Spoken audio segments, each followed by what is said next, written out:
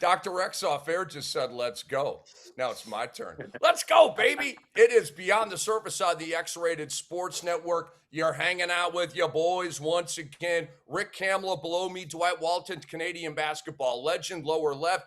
It's the guy. It's Dr. X, Dr. Phil McDonald, sports medicine radiologist. He's our founder, our creator, our patriarch, the orbit around which we orbit. And upper left-hand corner, we have A.M. Pfeffer, and we are the X-Rated Sports Network.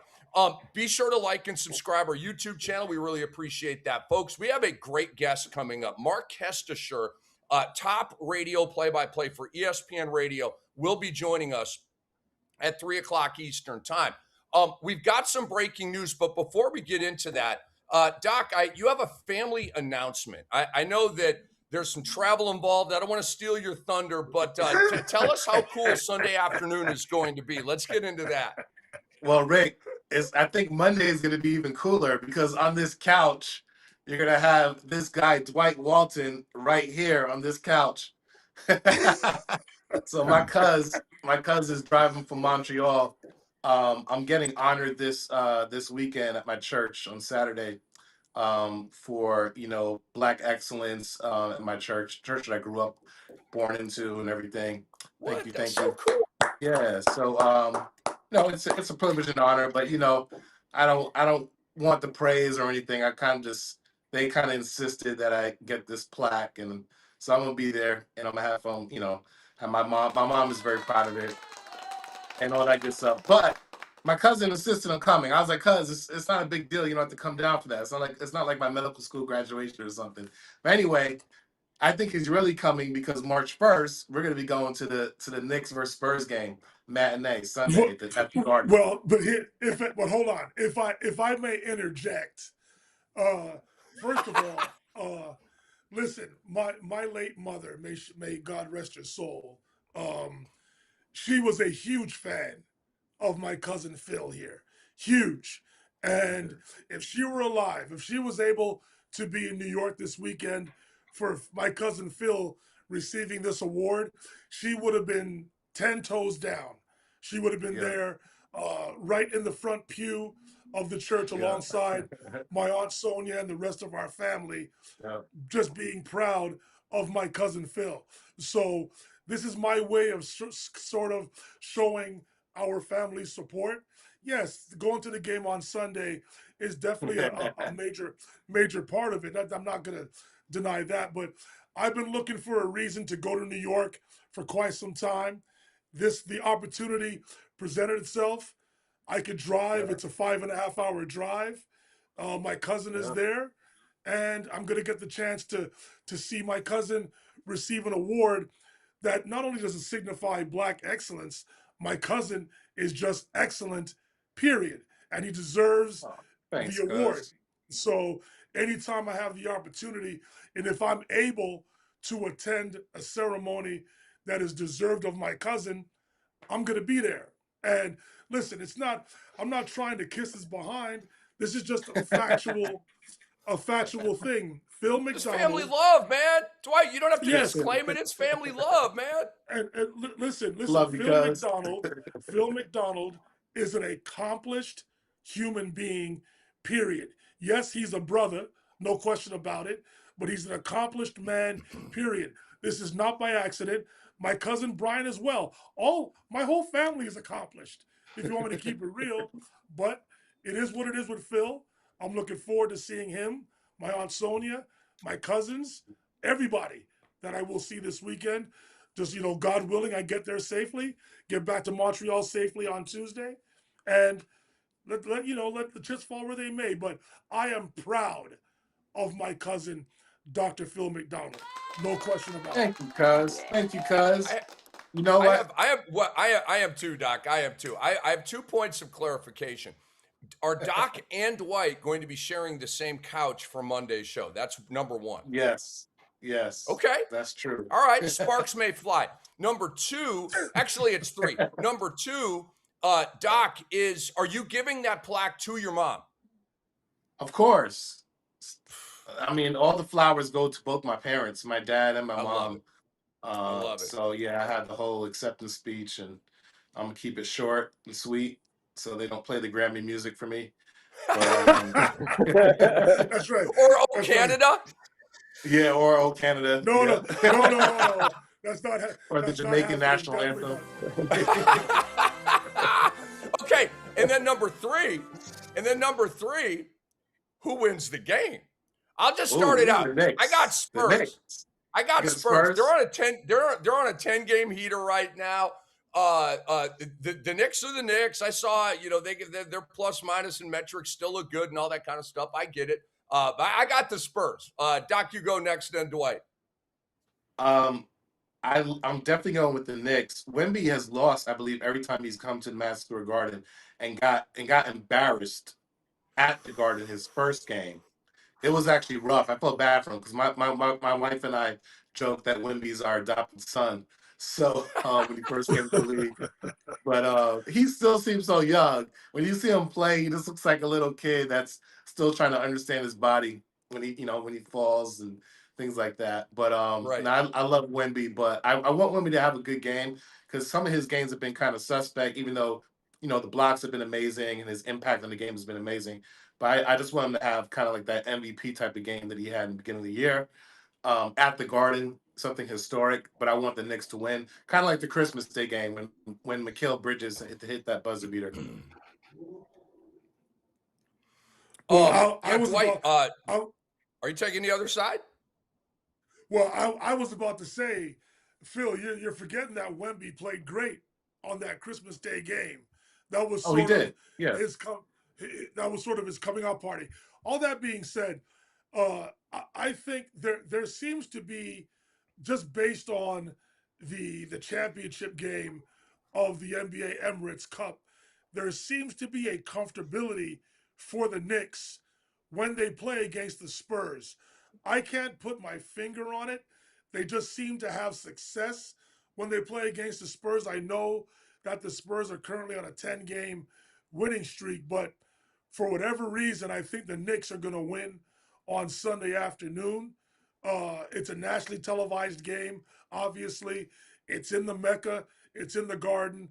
I just love, every time I get a chance to go to the Garden, I look forward to it because the atmosphere in there is just tremendous. And I've had the privilege, thanks to my cousin, to have witnessed some playoff games at the Garden as well. And I will continue to say it. I haven't been to every arena in North America, but I have been to the Garden for a couple of playoff games. There is no better atmosphere than being at the Garden for a playoff game, whether it's hockey or basketball. It is tremendous in there. I think it will be the same way on Sunday because it is a possible NBA Finals preview. That's the realistic part about it.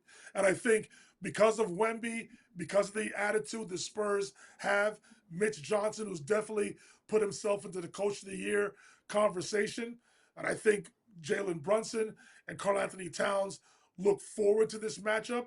I just think the Knicks will prevail on Sunday afternoon, but I think it will be another one of those epic battles that we see between two potential NBA finalists. AM, they call me Rondo around here, and I have not been doing a good enough job here. So Doc, he's gotten shots up and he's lathered up. Dwight's gotten shots up, he's lathered up. Okay, so some looks are coming your way right now. We got to balance this out, AM. So here you go. Rondo out to you, bro. And we know you're a Knicks fan, but we also know you're objective. Knicks or Spurs on Sunday? I'm objective, and I'm a math guy, right? So, look, there is an unwritten rule when you're playing blackjack. When the hands get hot enough, when you will win that many in a row, you have to up your bet, and you keep doubling your money, and you keep tripling your money until it. 10-game heater is not a joke, my friends. And the Spurs deserve all the accolades until proven otherwise. So with all apologies to Doc and all my fellow Knicks brethren, I cannot bet against the Spurs right now. I'm putting all the money back on the blackjack table as it is. You just keep putting the money in. That is literally how you beat the casino and double up your stack. Sorry, guys. Sorry, Knicks Nation. I got to go Spurs on Sunday. All right. I respect it. Oh, Rick, you're on mute. We missed you. Somehow you're on mute again. Hey, Doc, are you revoking AM's Knicks card or No. Knicks fans we know who I'm come in rooting all for. shapes, colors, sizes, opinions. Knicks fans, we're a very diverse group, and we love each other. We love each other and we hate each other. Like Shmeen said, there's a lot of trauma there, right? But Rick, like you said, I'm an objective bystander when we're talking shop. So it is what it is. But we know who I'm rooting for. We know where my heart is on Sunday. Of course. I'm really excited that you guys are going to go to the Garden together. Shalea is going to be there. That's right. Doc Shalea is going with you guys too? Yeah. Yes. Oh, come on. Shalea and I had the better ticket, the better seat. We're in row 2, sitting right next to the bench, right behind the basket of the Spurs. And then we also get to see the Knicks players go into the tunnel, but we get to look at Wemby and all of them the whole game. Dwight has good tickets too. Dwight, it's hard to get that one single ticket, but he's on the other side, like our spot. He gets to look at Celebrity Row, but he's in row 7 behind the basket. Oh my God! He's perpendicular. He's smart. You guys are separated for this game, and much like the game, hopefully Monday you're separated by a good 6 feet on the couch to have the discussion after the fact. And that's not a COVID rule, man. That's just a cousin's rule. Now, for the record, I'm trying to slide myself into celebrity row. So we'll see how that plays out. I got you. I love it, man. Will you guys have fun, man? So, Thank you. Doc, let's enter the XSN clinic with James Harden and this broken thumb. The ESPN report reads, James Harden sustained. James Harden sustained a displaced fracture of his right thumb. Of course, he's a lefty. During Tuesday's win over the Knicks, Harden underwent X-rays on Wednesday that revealed the injury. He was ruled out for last night's game, which was a loss to Milwaukee, who's rolling, by the way. They've won 8 of 10, weirdly, without Giannis. But anyway, Harden plans, Doc, to play through the injury. He's been evaluated by a hand specialist, will not require surgery. He's going to undergo treatment and further evaluation. Kenny Atkinson was kind of vague about when he didn't really say anything when asked when Harden may come back. Okay. Harden's thumb was wrapped during last night's game. Mitchell and Mobley missed it as well. Typical Cavs. And Jared Allen said, Doc, and this is maybe important for you, maybe not. Quote, I looked at his thumb and it looked like my finger when I broke it. So instantly I knew something was wrong. Jared Allen said that. So Dr. X, what is a reasonable return expectation for Harden? Would you advise him not to play through this? I definitely want every team full strength when the Knicks see them or any team sees them. This is more of a pain management thing. Definitely James Harden is going to get the Medal of Honor, like the Kobe. He's going to definitely get a patch for playing through the pain with the messed up finger, with the broken finger. This is not what Kobe had with the mallet finger. This is actually, first off, it's his non-shooting hand. So it's the tip of the thumb, like an area of the thumbnail. And literally it's a maybe comminuted, maybe it's just a clean fracture, but it's non-displaced. There's no tendon or ligament involvement. So that doesn't affect any grip on the ball or things of that nature. So ultimately, this is more of a pain management thing. Most fractures heal within 4 to 6 weeks. So he'll probably play with maybe a splint or like a cast, something that's hard. So it decreases pain as well as something that's thin. So it doesn't prevent his, when he's dribbling with the offhand. But catching it shouldn't be an issue. It's just more of a pain management thing. And I'm sure they have pain medications that could keep it in check. So I don't see this impacting Harden. I think he just missed the game because they just want to make sure that they were, had all their ducks in a row. Does he need a week to let the pain calm down? Because he didn't play last night. He was questionable and then ruled out. Do you think the pain is just too much right now and it may die down a little bit and that's what kept, because we know that Harden plays. You know what I'm saying? Yeah. Harden plays. He pounds the ball. But I mean, he's so gifted and talented. He could probably dribble with 3 fingers if he had to. So I'm not worried about him. But I think it really depends on the matchup. So if you look to see who the next 3 or 4 games are, they're playing the Brooklyn Nets. He's likely going to sit out one of those games. If it's more of a signature game where it matters in terms of seeding and season series and things like that, I'm sure he'll play those. But for the most part, I wouldn't be worried about it. James Harden will be fine. All right. So, like I said, AM, I got to get you a look here. The question at hand is, this is a hit. I mean, Doc is saying that it's going to be a pain thing. I agree with everything that Doc is saying. It's just bad news seems to hit this team. And so the question is, do you still believe in the Cavaliers? So AM, you go first on this, because I know that you've kind of championed this team a little bit. We got Harden now with a broken right thumb. So where are you at?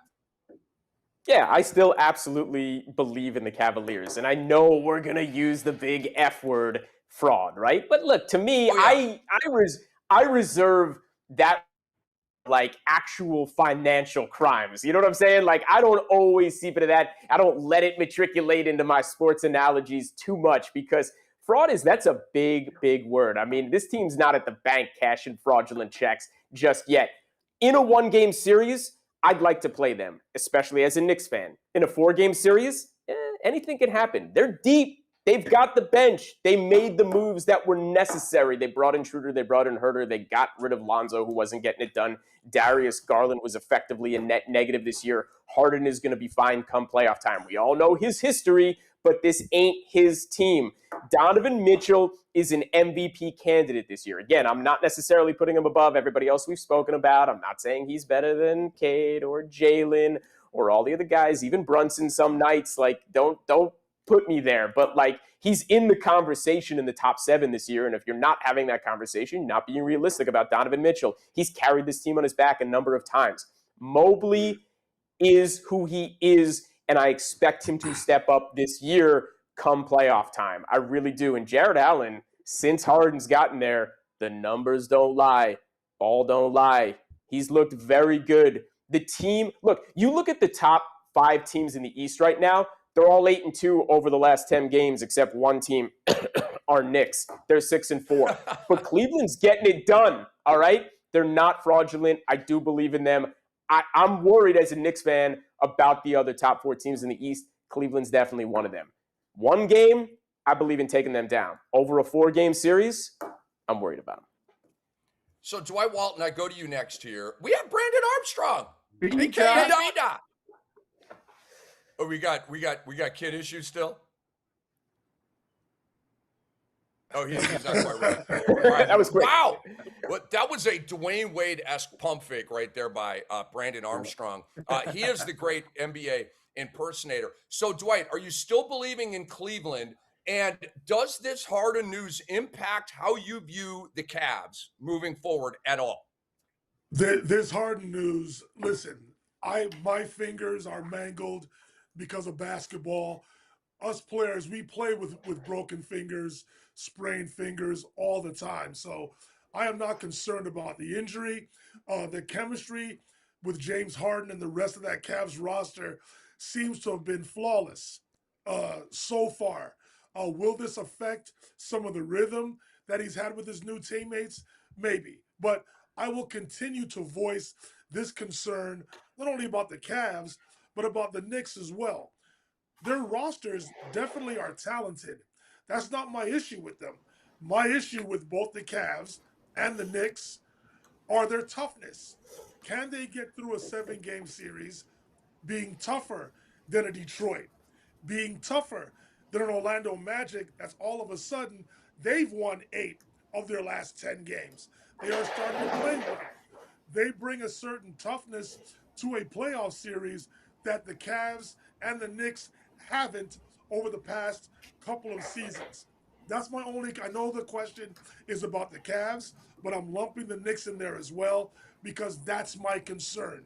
I have no concern with James Harden, Donovan Mitchell, Evan Mobley, Jared Allen. The hope is that the Cavs can somehow get Max Strus back into the fold before the season ends so he can be in some semblance of shape when the playoffs start. I think he'll be an added player in terms of that toughness. He brings energy defensively, and we all know that once he crosses half court, he is a threat from distance. So again, my concern isn't the talent on the Cavs nor the Knicks' rosters. My concern is the physical toughness. When the chips are down, how will they match the intensity of teams like Detroit and Orlando in an overall, and even the Celtics, who can bring both at certain points in a game? Will they be tough enough over the course of a 7-game series? That's my concern when it comes to the Cavs. Hey, Doc, did you ever believe in the Cavs? If so, do you still believe in the Cavs? Yeah, I mean, it's to a certain point. I believe people were giving them a hard time beginning of the year because they weren't even full strength. Garland was still having injury issues, but I mean, I love the up. I think it's an upgrade personally to have James Harden as a big guard. Apparently, Donovan Mitchell is not the biggest guard, and that backcourt was pretty short. And so now they have size and playmaking, and so I think they're only better. And the good thing about Harden is he enhances the big play of Evan Mobley and Jared Allen. So I think ultimately you're already seeing the benefits of Jared Allen's his stat production is going up. And I think Evan Mobley, although he's on minutes restriction, will also see that same trajectory. So I'm encouraged. And they also have like big bench pieces coming back too. Max Strus. I know DeAndre Hunter didn't work out, but I think Max Strus is a hard-nosed defender. We've seen him in Miami. He's a great playoff player. Because of how well he played in the playoffs, that's why he got that contract with the Cleveland Cavaliers. So I know once he gets in rhythm, they're going to be pretty tough. And then they have Dennis Schroeder and they got Ayo Dosunmu. So all that said, they're No, pretty Keon deep. Ellis. They're at least Keon Ellis, Phil. Keon Ellis. Yeah, sorry. Yeah, my bad. Ayo is on Minnesota Timberwolves. Minnesota. Yeah, so they got Keon Ellis. So I think they're like at least 8 to 9 deep, or more. I think 9 to 10. So no, I always felt they were a contender. I think obviously injuries derailed them last year as well. But I wouldn't sleep on the Atlanta Hawks either. Like playoff basketball is totally different. It's all about matchups and it's all about consistency and whether or not players can adjust and coaches can adjust from game to game. Each game is different. So I think the East, you got to bring it. You can't sleep on any team in the playoffs, East or West. You got to bring it every night. The great Brandon Armstrong, aka B Dot, has fallen into the show here. B Dot's always awesome to gig with you and rock out with you a little bit. I want to play some tennis with you.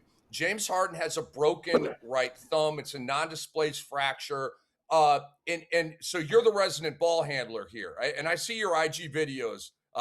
He's still out there getting buckets on everyone and making it look effortless, dude. So what do you think it'll disrupt James' handle? I know it's not his shooting hand or his strong hand, but just take me into that basketball mechanics for a minute. Nah, we just going to get it. We're going to get the excuse ready for when they go to the playoffs and something happens, so we can blame it on that thumb. Nah, let me chill. James, my guy. But overall, I mean, I think you just James stole my line. I know I did. You already know how it is when the playoffs about to start. They start releasing injuries. LeBron James has a broken neck, but he's gonna play through it in the playoffs. So when playoffs come and something happen, well, he played through a broken neck. So, but nah. All in all, I definitely believe James has a severe thumb injury, and I think he'll be fine. I mean, he's played through injuries before, and I think he'll be perfectly fine. If it was that concerning, I feel as though that he would have gotten surgery or he wouldn't have accepted the trade, because I'm pretty sure James knew about the trade, and I'm pretty sure the Cavs, knew about the health coming up, whether it happened, during his stint with the Cavs in general. James going to be Gucci. He's going to be perfectly fine. And as far as the swap for him and Garland, I think it was a perfect trade because the Cavs are in win mode right now, and James is available. Garland is not. They want to win with Donovan Mitchell right now. You've seen what they did last year, and this year it was kind of a deflate. So they're like, all right, Garland's injured. Let's bring James and let's bring a veteran, seasoned guy, Hall of Famer, and let's see what he can do let's see what he can do with his guys. Let's get the ball out of Donovan's hands, because I know we consider Donovan a shooting guard, but even since his Utah Jazz days, his usage rate with the ball in his hands has been very high. I always didn't consider him point guard, but he ran that offense, especially when Garland was out. When Garland is out, he's their main facilitator. He's their main go-to guy. Same with the Utah Jazz. He handled it a lot. So I'm glad to get the ball out of his hands so he can get easy buckets on the perimeter, fast break. James going to pass it. I haven't seen as many alley-oops to Donovan Mitchell. It's my whole life, him playing in the NBA. Like Donovan catching oops like Westbrook. Like, we got to understand, this is one of the most athletic guards that we've come past, 6'4" and under in the history of NBA, in my opinion. So I think they're in win-now mode. I think it was a great trade. As long as James doesn't severe that thumb even more, they'll be fine going into the playoffs. All right, guys. So I've played nice here, and you guys have had nice long leashes and a lot of elbow room. I don't need that much time. I need 24 seconds to answer this question. Do you still believe in the Cavs? Put me on a 24-second timer. I don't need much here. Same old Cavs, always something. This team is soft. They're fraudulent. Outside of Donovan Mitchell, who I love and is tough and a dog. I've been saying that for 3 years, guys. They have not proven me wrong yet. The Harden trade made them even more fraudulent when we get to April, because we probably won't make it to May. All right, let's move on here, guys. Let's talk DeAndre Ayton. Let's talk DeAndre Ayton. Was DeAndre Ayton wrong to complain about his role? Here's what went down. You lose to Orlando last night. He had a good game, 21-13. Close loss, heartbreaker. Laker fans everywhere are all pissed off today. All right. Ayton complained on his way to the locker room, picked up by Dave McMenamin of ESPN. Quote, "They're trying to make me Clint Capella. I'm not no Clint Capella," quote, end quote. Yes, DeAndre Ayton is wrong. Guys, I'll go first on this one. There's a beautiful hoagie there, and I want to bite out of it, okay? DeAndre Ayton is on the not my guy list with Steve Kerr, with many others, okay? Complaining gives your employer a reason to fire you, okay? That's in any walk of life, including the NBA. Rob Pelinka's about to get fired, guys. I don't know if you've noticed what's going on. He's got a new boss. They bring in Tony Bennett as a draft advisor. Rob Pelinka, I would be really, really worried if I were you. And I have personal experience with new bosses coming in and they blow people out. It's business. It's what happens, okay? But they're already on edge here. And now you got Ayton complaining. I've got to remind DeAndre Ayton of something. He's on a 2-year, $16 million contract. We'd all love to be on that contract, okay? But for him, remember when you were max? Remember the absolute war with Robert Sarver, who sucks for a million obvious reasons, about paying you the max. They went over that thing for a year and a half, 2 years. Finally got it, okay? And then he went, boo, and he powered down. He did. He got paid, and he said, I'm good. I'm fat and happy. Okay, DeAndre, because of that, it'll never happen again. All right, and your money might even go down from $8 million a year if you keep this up. Ayton needs to realize, guys, he's a role player on any team. Okay, but he plays with LeBron James, Luka Doncic, and Austin Reeves. It is what it is, bro. Read the room. Do your freaking job, and your freaking job is 15, 15, and 2 every night. Is he doing that? Of course, he's not doing that. Okay, because you got to have motor and competitiveness to go grab 15 boards. DeAndre Ayton is so athletic and so talented, he can put a jockstrap, a uniform, and tennis shoes on and go get 10 boards. And for his career, he's a double-double guy, okay? Has he impacted winning? He did with Phoenix a little bit. I'll give you that. He was actually very good in the finals against Milwaukee. But the motor thing is so fleeting. And now he's just given up on the motor like Ben Simmons gave up on jump shooting, okay? And now Simmons is out of the league. And I'm telling you, if Ayton keeps acting like this, he's going to be out of the league, okay? The league ate up Dwight Howard and spit him out, and he's a Hall of Famer. They can do the same thing to DeAndre Ayton. If DeAndre Ayton, he has one of the worst motors of all time. Guys, if DeAndre Ayton had Draymond Green's motor, he'd be Wilt frickin' Chamberlain, okay? But he doesn't. He's got a terrible motor. To wit, Monty Williams, the rift in Phoenix, was over motor. The fallout with Portland was because of Motor. He didn't even bring the motor with him to Portland, okay? He left it somewhere in the airport, right? It's lost and found now, okay? Think about it. He got stuck in his driveway in a snowstorm and refused to try to find a way to make the game. That happened. That's on his resume. And because of motor, we have this pathetic report. Guys, check this out. Get ready to laugh. This is not a joke. This is a report from Dave McMiniman. DeAndre Ayton's motor is so bad that the Lakers training staff wraps DeAndre Ayton's water bottle in tape and writes DA's crunk juice. Drink this to unleash the beast. All of that is on the cup. DA's crunk juice. Drink this to unleash the beast because it keeps him motivated.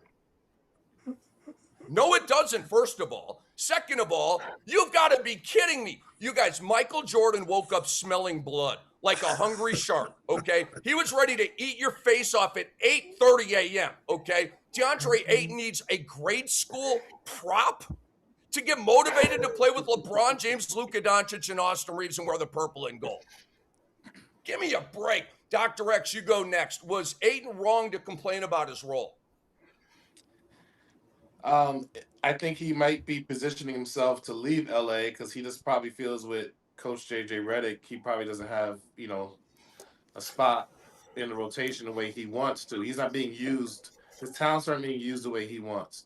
And I'm not sure if he just wants more mid-range jump shots. What else does he want? I know Clint Capella doesn't do the mid-range jump shots like he does from the free throw line, but I'm not sure how that will change. I think he was being more utilized when LeBron was out. And then when LeBron came back, LeBron looked like he was going out of his way to try to get him involved. I think all the players look like they're trying to get him involved. It's just the way it goes. The big man is aging out. So unless you have a skill set, but kind of like a Jokic, you're not going to have a high usage rate. So now you're dependent on all these guys to give you the ball. So I just think it's just the way the game is played now and having 3 shot creators. How often are you going to get the ball unless it's for a lob? Or like a grenade at the end of a shot clock because of a good defensive possession. So I don't really I get that doesn't care at this point.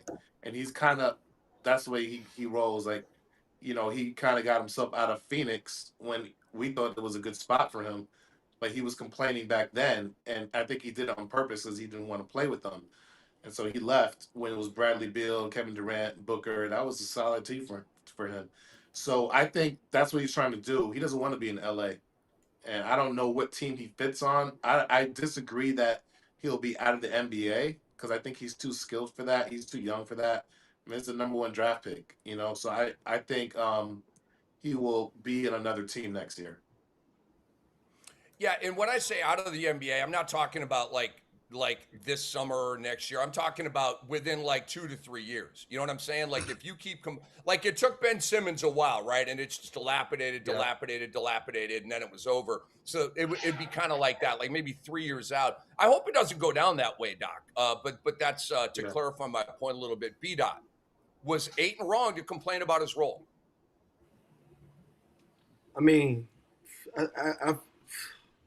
If you complain about any job, that's paying you X amount of money, but you have a personal preference. The Lakers, I don't know what the Lakers told him. I don't know what they told him what his role was going to be, but that's why I give so much credit to Chris Paul because Ayton thrives with real point guards.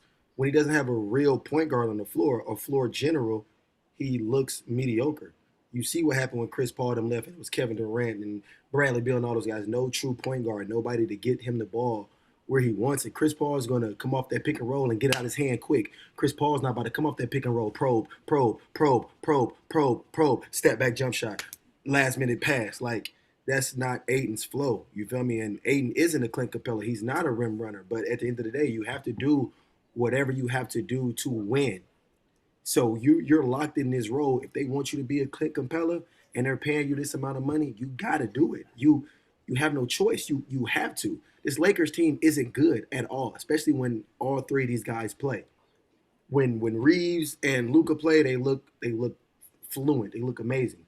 When Bron and all 3 of them guys play, it doesn't look good at all. It's not good basketball whatsoever. So whether it's Ayton rim running or catching it at that, that mid-range and knocking it down, he has to figure it out if he wants to at least stay in this rotation. They really don't have any big mans anyway, so he's gonna have to stay in a rotation anyway. But he has to be productive. Anybody needs a point guard to give him the ball and get him in the positions he does. Luka's not that guy. Luka's a hell of a point guard, but he's not your main floor general. He's not your Chris Paul. He's not your Jason Kidd. He's not your Rajon Rondo, who's gonna get Ayton the ball where he needs to. He knows his sweet spots. I don't think Luka knows Ayton's sweet spots, nor do I think JJ really cares to figure out where his sweet spots are. He wants to get LeBron's motor running. He wants to get Luka's motor running, and he wants to get Austin Reeves back healthy and going. So, I mean, at the end of the day, you have a right to complain, but it's a time and place for everything. You're the Lakers. You're playing for the Lakers. You're playing for one of the top organizations, if not outside the Boston Celtics and the New York Knicks. I got you, Doc. Of the history of basketball, you should be motivated. Whatever you got to do to get motivated, do it. But make sure it stays that way. If you need some special juice with something in order to get you hype, do that. But it has to work. It's clear. It is clearly not working. Man, I love the point you made about Chris Paul. That's the best version we've ever seen of DeAndre Ayton, Dot. That is such an awesome point, dude. Guess what? The best version of Jared Allen with James Harden. The best version of Zubats with James Harden. It's got me drifting off to what if Harden and Ayton ever got together? Ooh la la. All right, AM Fef for you next, my friend. Was Ayton wrong to complain about his role? Yeah, Rick, it's like I keep telling my young children, it's okay to have big feelings. We all have, we have big feelings, but like I'm also telling them, never through the media, and keep the nonsense off social media. You know what I'm saying? Like, also, never through the media. You were telling your kids not to talk to Shams and Dave McMenamin. That's what I thought you were saying there. For a minute. That's pretty much what I'm saying. And I understand this is coming off as condescending to a grown man in the NBA, but it kind of should. Stop. Ayton, anybody. But guys, this is a way bigger issue than DeAndre Ayton. This is actually a Los Angeles Lakers issue, and I'm glad we're talking about it now, okay? Because all I see from the Los Angeles Lakers is a cacophony of kvetching, all right? They are literally a Rod Stewart song. Some guys do nothing but complain. Luka has, become that dude again, guys. Every play is bitching and moaning to the refs, okay? LeBron James is half his career is a perma scowl on his face in the way he complains. And now JJ Redick, he literally half the time he looks like the server took away his bread bowl and Arnold Palmer a little too early from his meal. The whole thing, it's an endemic for the Lakers, and that it's top to bottom, right? So when your stars and when your coach are acting that way, of course Ayton feels like he can talk through the media and say these things. So is he wrong for doing it? Yeah, every player is wrong for doing it. We've learned this over and over and over and over again. You don't do it, but he feels entitled to do it because the better players on the team and even his coach are doing it at a much higher level these days. Lakers are in trouble. They've come to a very bad place. Quick story on the waiter pulling it away from you. It's a huge pet peeve of mine when you've got 2 bites left, right? And you've kind of positioned your plate and you're eating them, right? And they come over and they put their grimy thumb on your plate and ask, are you done with that? And then you have to say, no, I'm not. And then they've got their grimy thumbprint on. And so I talked about this on the radio in Atlanta way back in the day with the great Randy Cross, Hall of Famer, the center for Joe Montana. And he said, oh, yeah, it's really easy for me. When they do that, I just stab their hand with my fork. So I thought you guys would get a. And if you knew Randy Cross, he's kidding, but maybe he's not. He's very, very smart, but also he's a football player, so don't mess with him. All right, Dwight Walton, the floor is yours, my friend. Was DeAndre Ayton wrong to complain about his role? Not only is DeAndre Ayton wrong with his complaint, his focus is on the wrong area of the court. And what does he expect? As you said earlier, Rick, he's on the floor with the leading scorer in the NBA in Luka Doncic. He's on the floor with, before his injury, an all-star in Austin Reeves, who was having a career year, averaging upwards of 30-plus points per game. Then you bring in arguably the greatest player of all time in LeBron James, who obviously has to get his control of the rock and his certain amount of touches for him to get into the flow. What did DeAndre Ayton explain? And as far as I'm concerned, being compared to Clint Capella should be a compliment.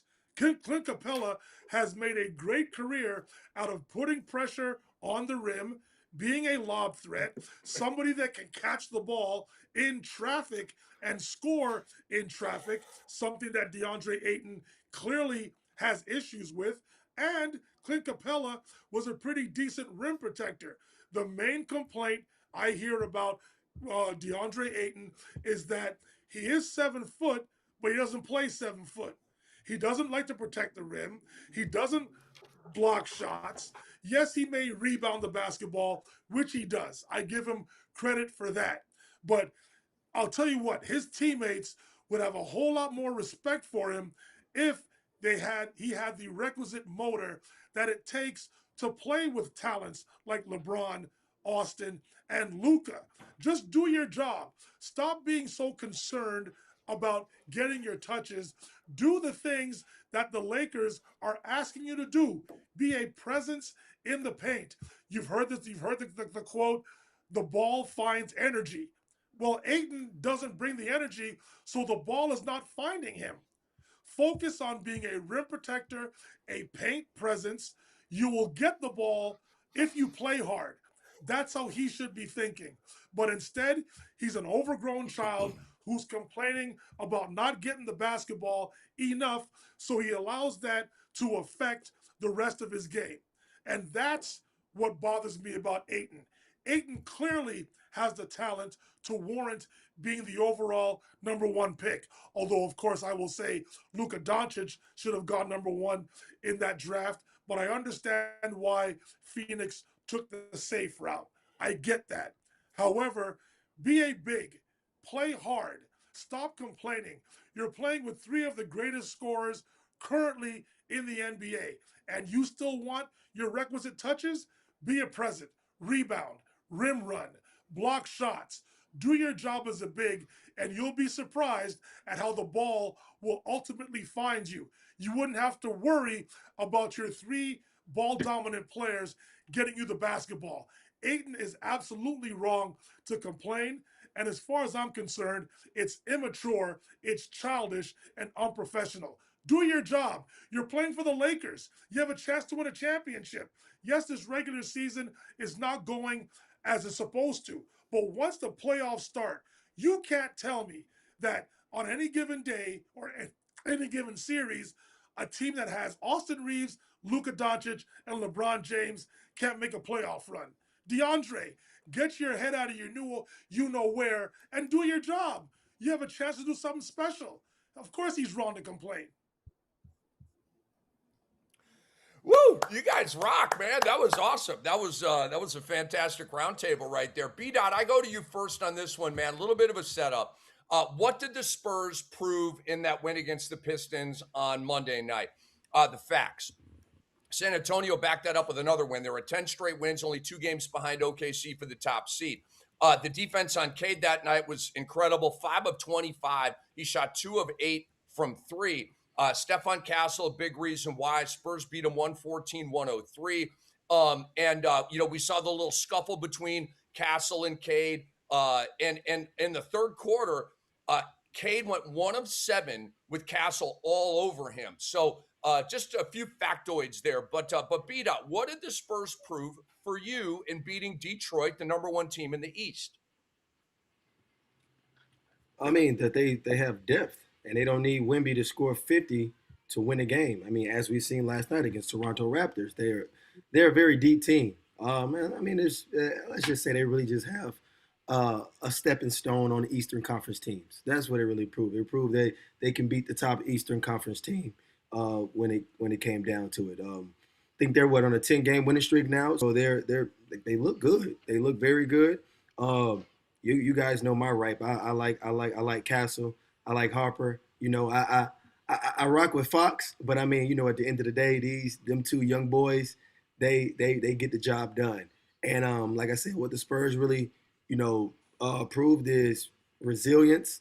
We're not about to get until all of this bickering back and forth. You know, at the end of the day, we are the San Antonio Spurs organization. We don't get rattled. Yeah, you want to push me and get in my face and show all this big man, tough guy stuff. How we show our toughness is on the court. It's defense. It's by winning. It's grit. Staying together as a team. So what they show me is that they are getting better as the season goes, and they don't need Wemby to score 50 to win a game. So just think when Wemby finds it and he starts averaging that 25, 27 a night, it's going to get very, very scary.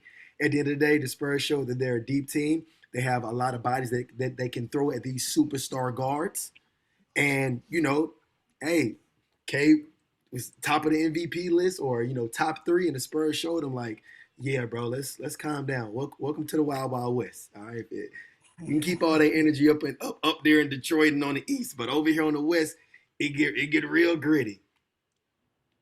Indeed, it does. And the Spurs like it when it gets real gritty, as we have seen. Dr. X, you're going to see the Spurs up close and personal at the Garden on Sunday. What did they prove to you as you watched Monday night when they beat the Pistons in Detroit?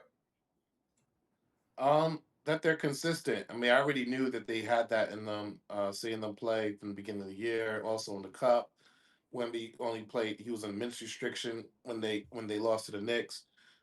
He's not on the minutes restriction anymore, so it'll be interesting to see how good they are. I just don't think their offense really gets Wemby involved. I think earlier on he was involved. I think he was asserting his authority, but I also feel like now I'm not seeing. It looks like it's stagnant. Like I don't see a lot of Fox and Wemby connections. I see a lot of Castle and Wemby connections, and I love Castle out there. And Excellent point. I think, yeah, I think Castle is really asserting himself like a two-way player. To play Cade 94 feet on his hip the whole time, not back down, be mentally strong to not react to him being pushed down. I think that they're showing that not that they, you know, who cares that they're young, but they're mentally strong. And I think that's why they made that step this year is because they're not giving into all that young boy stuff. Like they're not going to be phased. They're a very mature, veteran like team, even though they're young in terms of numbers and their age. But I love Harper, as B Dot was saying. Fox, I know has it in him because he was the most clutch player at one point.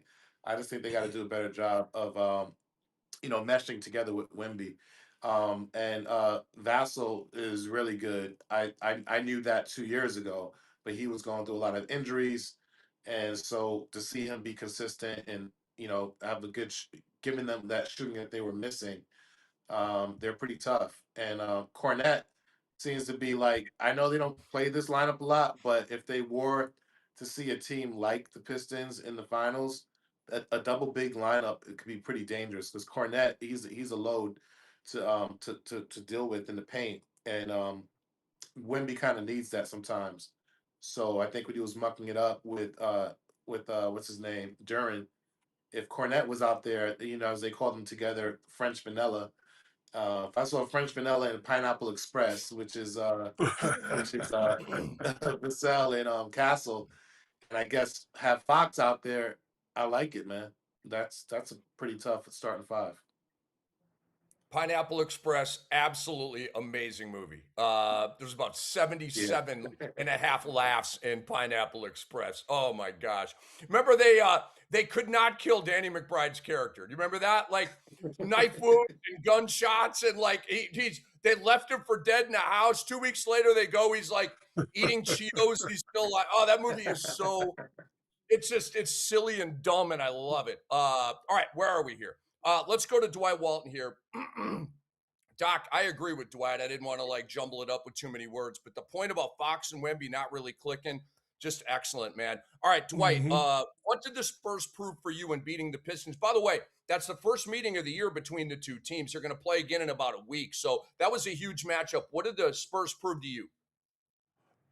The Spurs proved that they can play any style of basketball. Whatever happens during the game, they can adjust. Mitch Johnson is their head coach of the San Antonio Spurs, is just as tough and is just as competitive as his roster. That we have to talk about him a lot more. He's definitely top 2 as far as I'm concerned, slightly behind Joe Mazzulla in the Coach of the Year conversation right now. Mitch Johnson took over for an icon, for a legend in Greg Popovich. Think about that for a second. It is not easy to do that. The same way John Shire has taken over for Mike Krzyzewski at Duke. I compare this to what Mitch Johnson has done with Greg Popovich. Yes, it helps to have Victor Wembanyama, no question about it, but he has taken this young group and has them believing that not only are they ahead of schedule in terms of their development, they can win a championship this year. The Detroit Pistons tried to come out and bully the Spurs at the beginning of that game.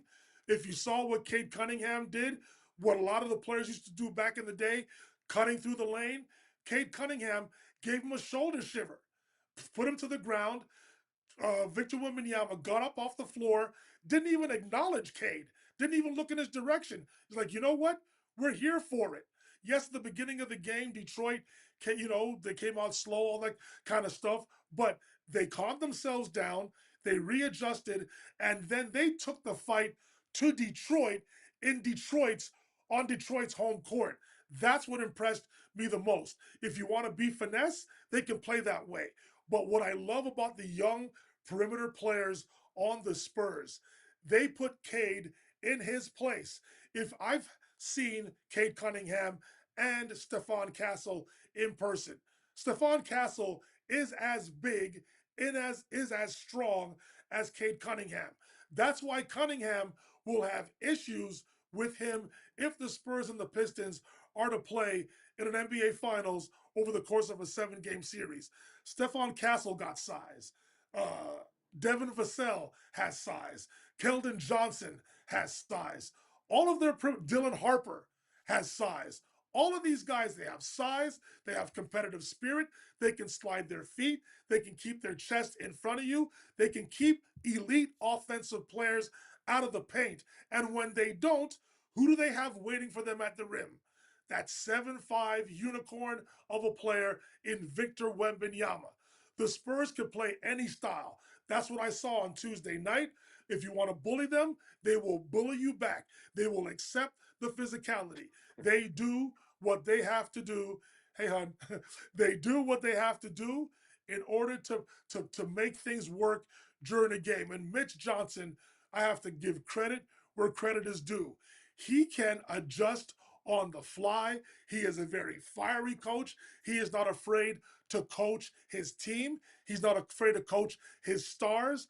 As diminutive in stature as he is, he doesn't give a damn. He's going to coach you hard, and that's exactly why his transition from Greg Popovich has seemed quite seamless, and I have him as second behind Joe Mazzulla currently in my Coach of the Year conversation. The Spurs are going to be fantastic, man. If they don't win it this year, they're winning it within these next 2 to 3 seasons. No question about it. Man, what's JB Bickerstaff got to do to win a Coach of the Year around here? Dang. All right, A.M. Pepper, what did the Spurs prove in beating the Pistons to you on Monday night?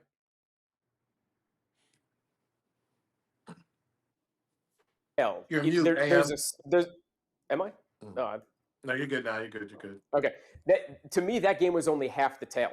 To me, this road trip was back-to-back nights, and you got to throw Toronto in there as well. And that's really where I want to go with this when we're talking about the Spurs, because you look at the Detroit game, like Dwight's right. They got bullied a little bit in that first quarter, and that's what Detroit tried to do to them, and they were down 27-24 after the first quarter. I'm talking about Detroit was winning 27, the Spurs had 24, and then bang, 3 quarters in a row, the Spurs came out and put Detroit in a chokehold. They put Cade Cunningham in a box. Castle played amazing. And even though it wasn't one of Wemby's better games, 17 rebounds that night while Devin Vassell was the leading scorer. Guess what? The following night, they had to go after a huge emotional win in Detroit against number 1 in the East. They got to go up in Toronto, who's no slouch themselves. And you see how that game played out. Devin Vassell, again, the leading scorer. Again, not a great game from Wembanyama. And that game went very differently. The Spurs were actually up 30-29 in the first quarter of that game, and then we're getting waxed in the second and third quarter. Didn't have their legs, saw the exhaustion and all of that. Bang, go into the fourth quarter down by 12. You think it's over. No. They came back and absolutely thumped the Raptors on their home court in that fourth quarter and won that game. You're talking about a team that is ready to be in the finals. They proved to me at this point, at this time in the season, they are more than a contender. They are toe-to-toe at this point with Oklahoma City and maybe just a hair better, depending on who you talk to on certain nights. That's a great team, man. I love what I'm seeing out of the Spurs. So I will go last, fellas. We are just a couple of minutes away from having the great Mark Kestecher join us, ESPN Radio. He'll be on the call, play-by-play style for the Timberwolves and Nuggets from Denver on Sunday. And we'll start that conversation talking about that. What did the Spurs prove? This was my NBA Finals going into the game. Rob Parker thinks I'm nuts, that I think the Spurs are going to play the Pistons in the finals. And I love Rob Parker. He thinks I'm like bat bleep crazy, okay? But so I saw a lot from both of these teams that I've seen all year, okay? Like Detroit didn't get punked. They just got out dogged. And I didn't think any team in the league would be able to do that to those guys. Stu, obviously, Beef Stew wasn't there. But yes, this was a finals preview for me. A potential Tatum return. He's going full go in 5-on-5 right now, guys.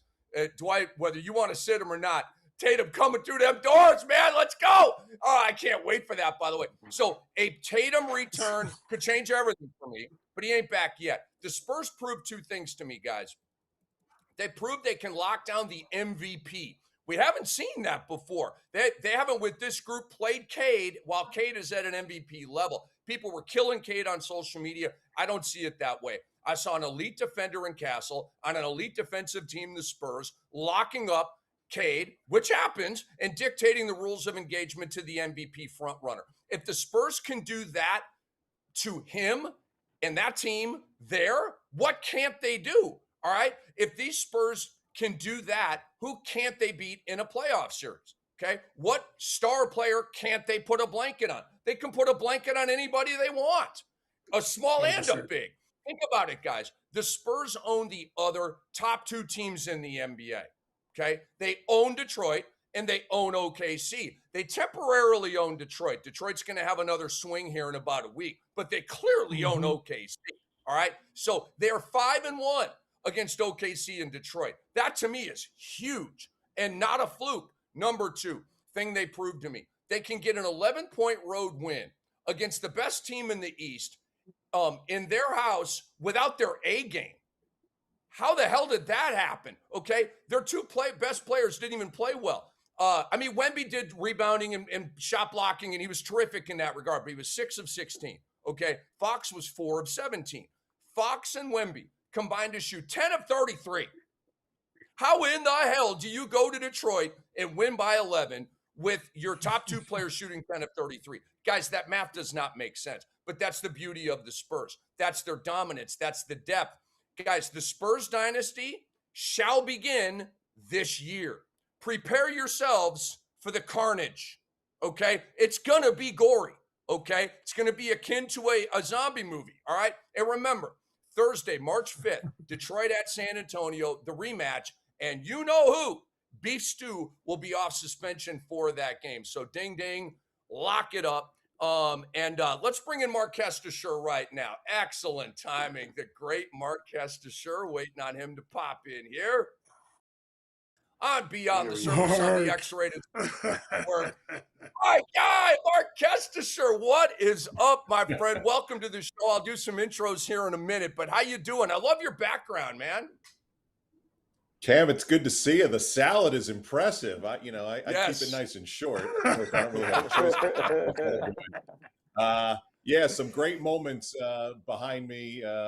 We put this office together a couple of years ago. My wife asked me, she goes, "Don't you have pictures of anything?" And so I was able to figure out it. I think right over, other shoulder. There's a good one of LeBron and I at the All-Star game. The one above that, Hubie Brown and I interviewing Steph Curry. So tried to find some good ones there. So I caught a few every once in a while. Oh, that's very, very cool. So, Mark, I'll ask you the first couple of questions here, and we'll spin it around the room. Guys, go wide so I can introduce Mark to the panel here. So this is how we rock, Mark. Upper right-hand corner, it's Dr. X, Dr. Phil McDonald. He's a sports medicine radiologist. He's our founder, our creator, and a hell of a guy. Huge Knicks fan, by the way. Below me is Brandon Armstrong, a.k.a. B-Dot, the NBA impersonator.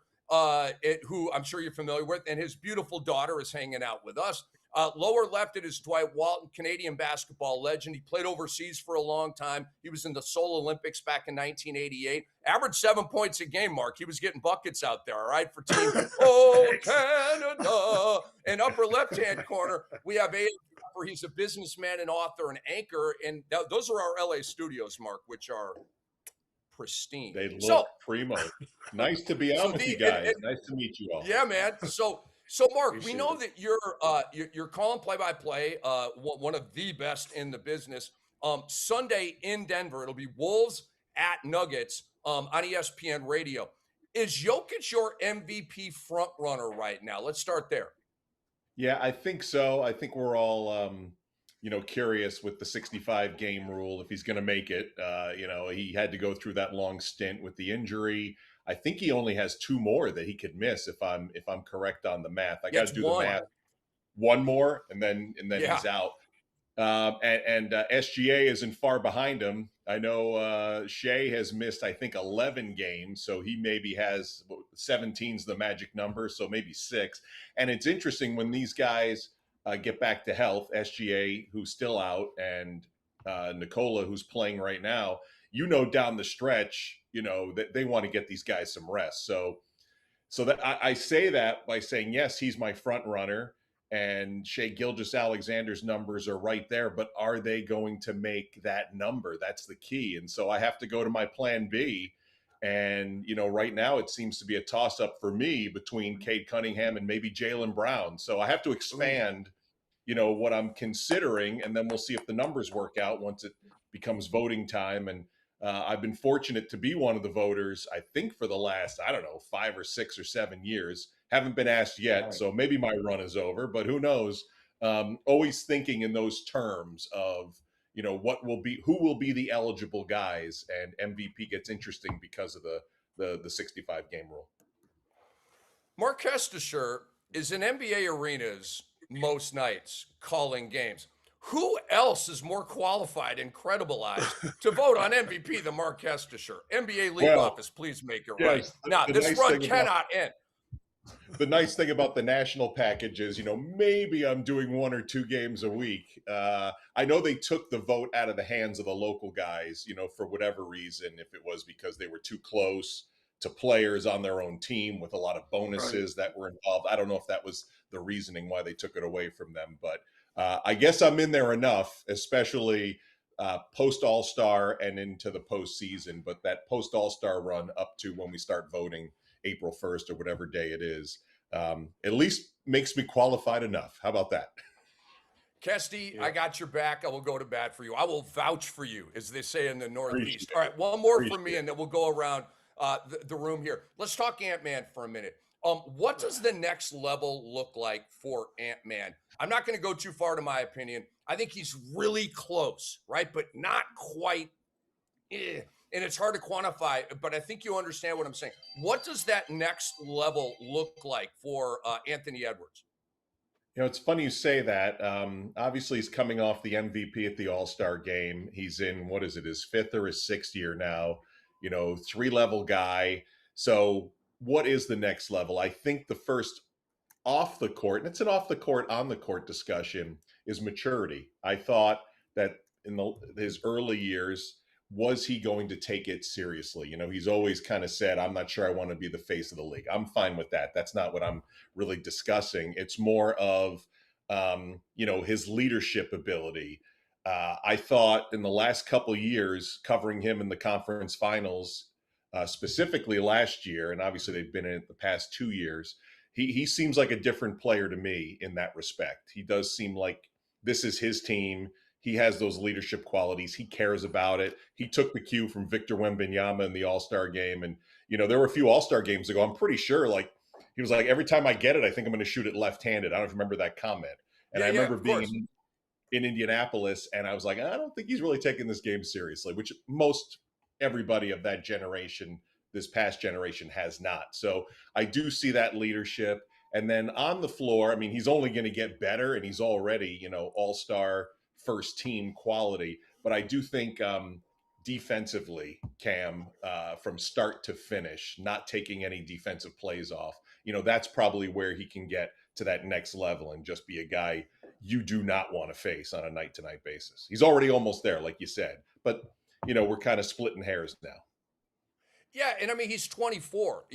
Nobody's drawing there's no a jury in a deliberation room right now determining a verdict on Ant-Man, right? We're way too far away from that. But it's fun to cover his career in real time, and we've had a lot of debates about him. Let's go upper right here to the great Dr. X for a question for Mark Kestecher. Hey, Mark. I'm a Knicks fan, and I'm a little baffled by the 5 shot attempts from Karl-Anthony Towns. I have my theory, but I also have a question for you. I'm wondering, after the whole Shaq thing went viral, him trying to call Cat out in a way of giving him his flowers, thinking that he believes in him, but he just wants him to realize his importance on the team. He has to really, set up, be the second best player, 1-2 punch, as he would say, right?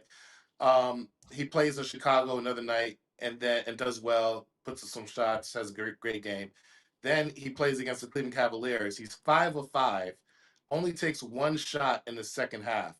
So first off, I think as a big, it's hard. You don't get the ball unless the ball is given to you, right?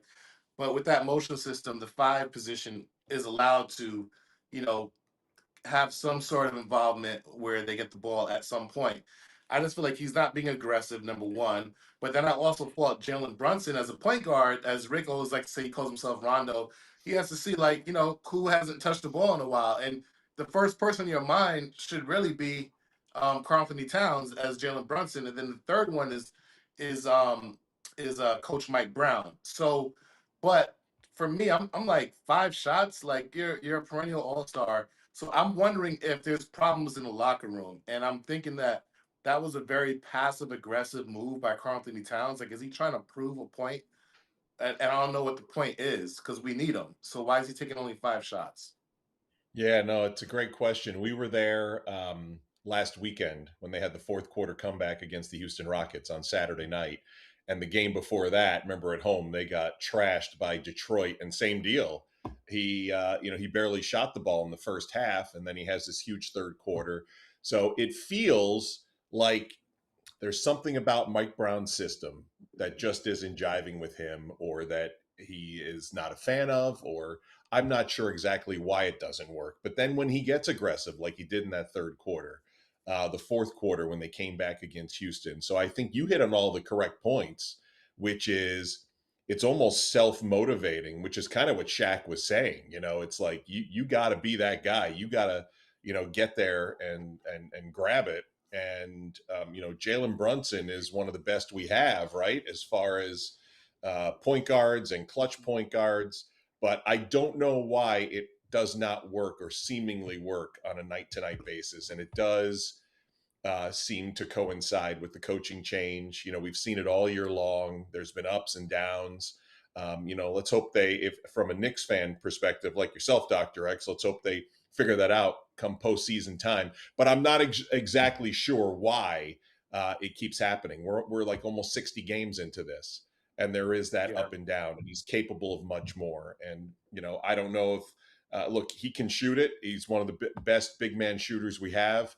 But sometimes, that takes away from any, inside aggressiveness when you're out on the perimeter floating out there. Absolutely. So it feels like it's a conscious decision, not that he's, trying to undermine Mike Brown, but for whatever reason, they just don't seem to be on the same page all the time. We tried to get into it, in the 5 minutes they give us with both coaches individually. I had Alan Hahn with me as my analyst, and, he's MSG Networks, as you know. So, he knows the Knicks inside and out. I think that was the question Alan had asked Mike Brown about Karl-Anthony Towns. And I thought Mike gave a very very political, easy answer, as far as working on it and, we could be better at it and, the ball will come his way. So I don't think we didn't really dig in deep enough to find out if there is anything going on there. But the fact that we have, these long droughts of lack of shots,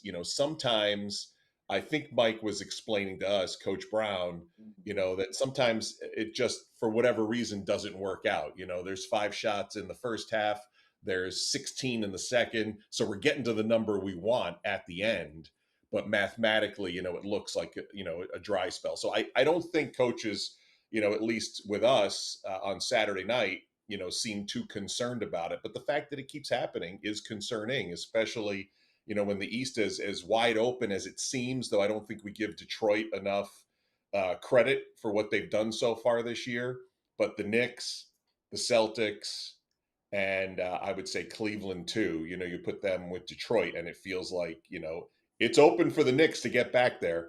And if they don't get back to the conference finals, then there'll be a lot of ink in old school terms about why we changed the coach in the first place.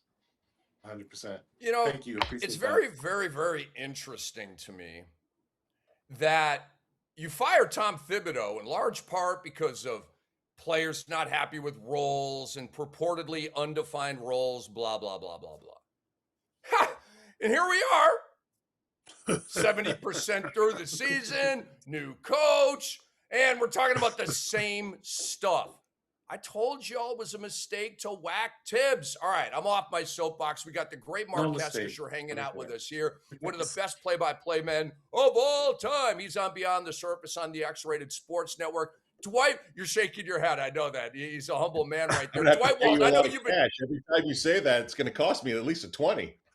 Hey man, I'll send you my Venmo, the little Venmo thing. I'm just kidding. The QR code. Between you and the guy all right, Dwight Walton. The snow. That's where all my money's going. Dwight, I know you've been chopping at the bit. Go ahead. No, Mark, first of all, thanks for joining our program. Greatly appreciated. Listen, I'm a huge Mitch Johnson / San Antonio Spurs fan this season. Their process has definitely been expedited. They're one of the best teams in the NBA. So my question is, should the Oklahoma City Thunder be worried about the San Antonio Spurs? And do you think they have to go through heartbreak before they can break through and win a championship? I think they can win it this season, but do they have to go through the requisite process of being disappointed before they get over the hump and win the eventual championship that I think the Spurs will win over the next 2 to 3 seasons? That's a great way to frame it, because all of us have been NBA fans long enough that whatever team had a nice run to a championship always had their heart broken or always had to vanquish that team to get there. And right now that team is Oklahoma City. So I think all of us assumed back to back for the Thunder because nothing changed, right? Personnel stayed the same. It's only 1 year removed. They're very young. And maybe by the time we get to April 15th, their machine is put back together. But, I work with PJ Carlesimo, who won 3 championships as an assistant with the San Antonio teams that never won back to back. They went 03, 05, 07, the years he was there. And he always tells me how hard it is to repeat. On top of that, they've had so much injury this year. For me to just assume that SGA is going to be in full health, Jalen Williams, J-Dub will be in full health, even though he's hardly played this year. Maybe it's too much to ask. And San Antonio's already beat them 4 out of 5 times. So it's almost hard for me to wrap my head around the fact that can the Spurs actually win it this year? But the way they've played, the way they're playing currently, the way Victor Wembanyama seems to exponentially get better. They had 2 more great lottery picks this year. Dylan Harper's a rotation guy off the bench. Steph Castle's a reigning rookie of the year. We got the last 2. Nobody knows who Devin Vassell is, but outstanding role player. So, and Mitch Johnson, whom your question started with, for 37, I think he is 37, 38 years of age. He has his head on his shoulders so incredibly well. For a guy who's, was a Popovich assistant, for the last, whatever it was, 4 or 5 years. And when he took over on an interim basis last year, you just wondered how much the drop off might be. And there was very little drop off. I mean, he is the next guy. They knew what they had in him. So they've got a wonderful setup right now. They've got a great organization, who's been outstanding at bringing their players along and developing them.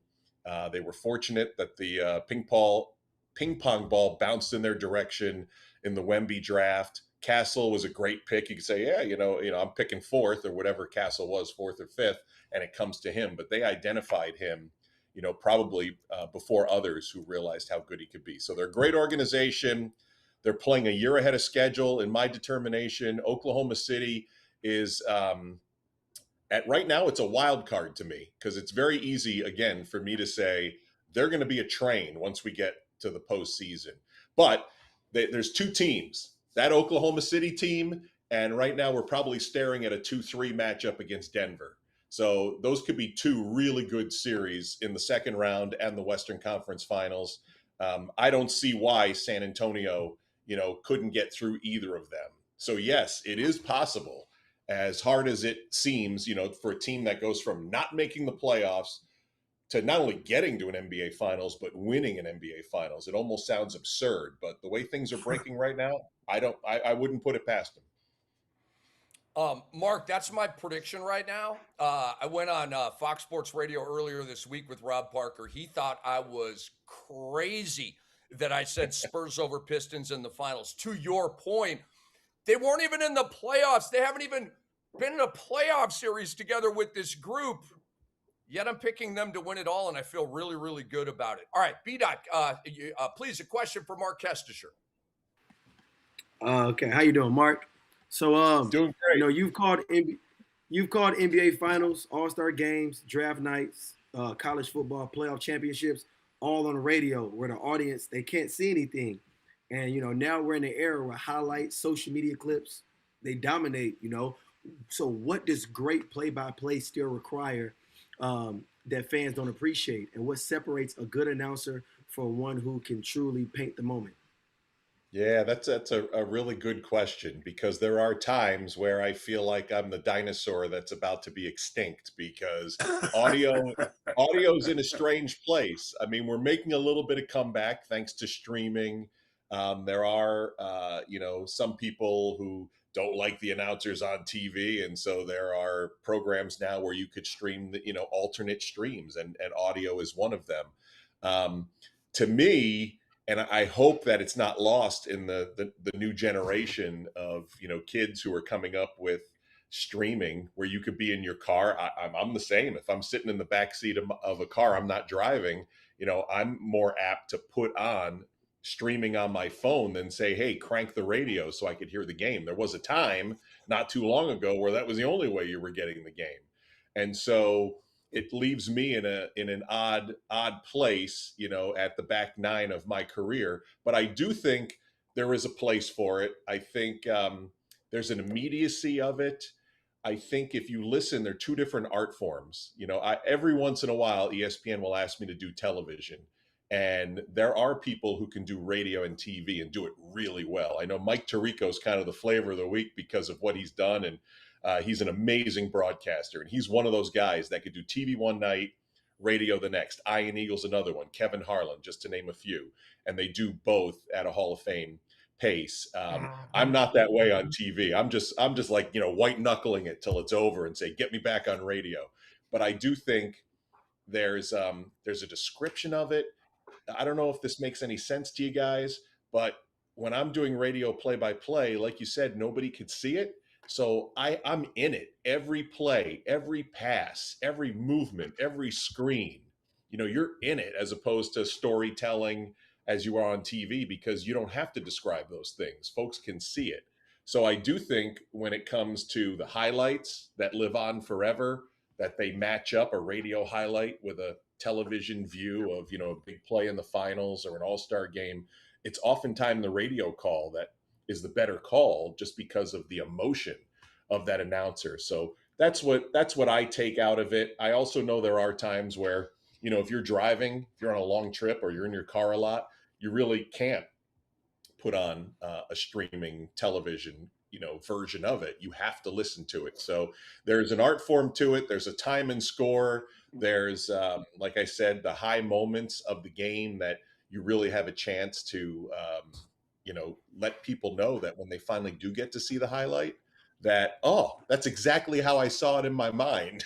To me, that's the best thing you could do. Or someone who doesn't have sight. I get letters and emails all the time from people who, are blind.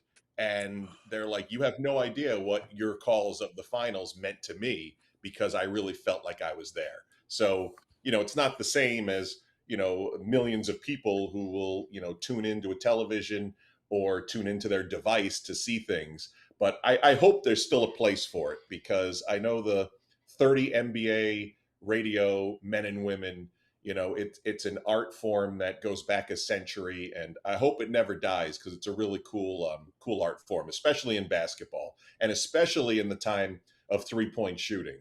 Because if for me as a broadcaster, I wonder why do I enjoy this fast-paced sport, which sometimes will tie your tongue?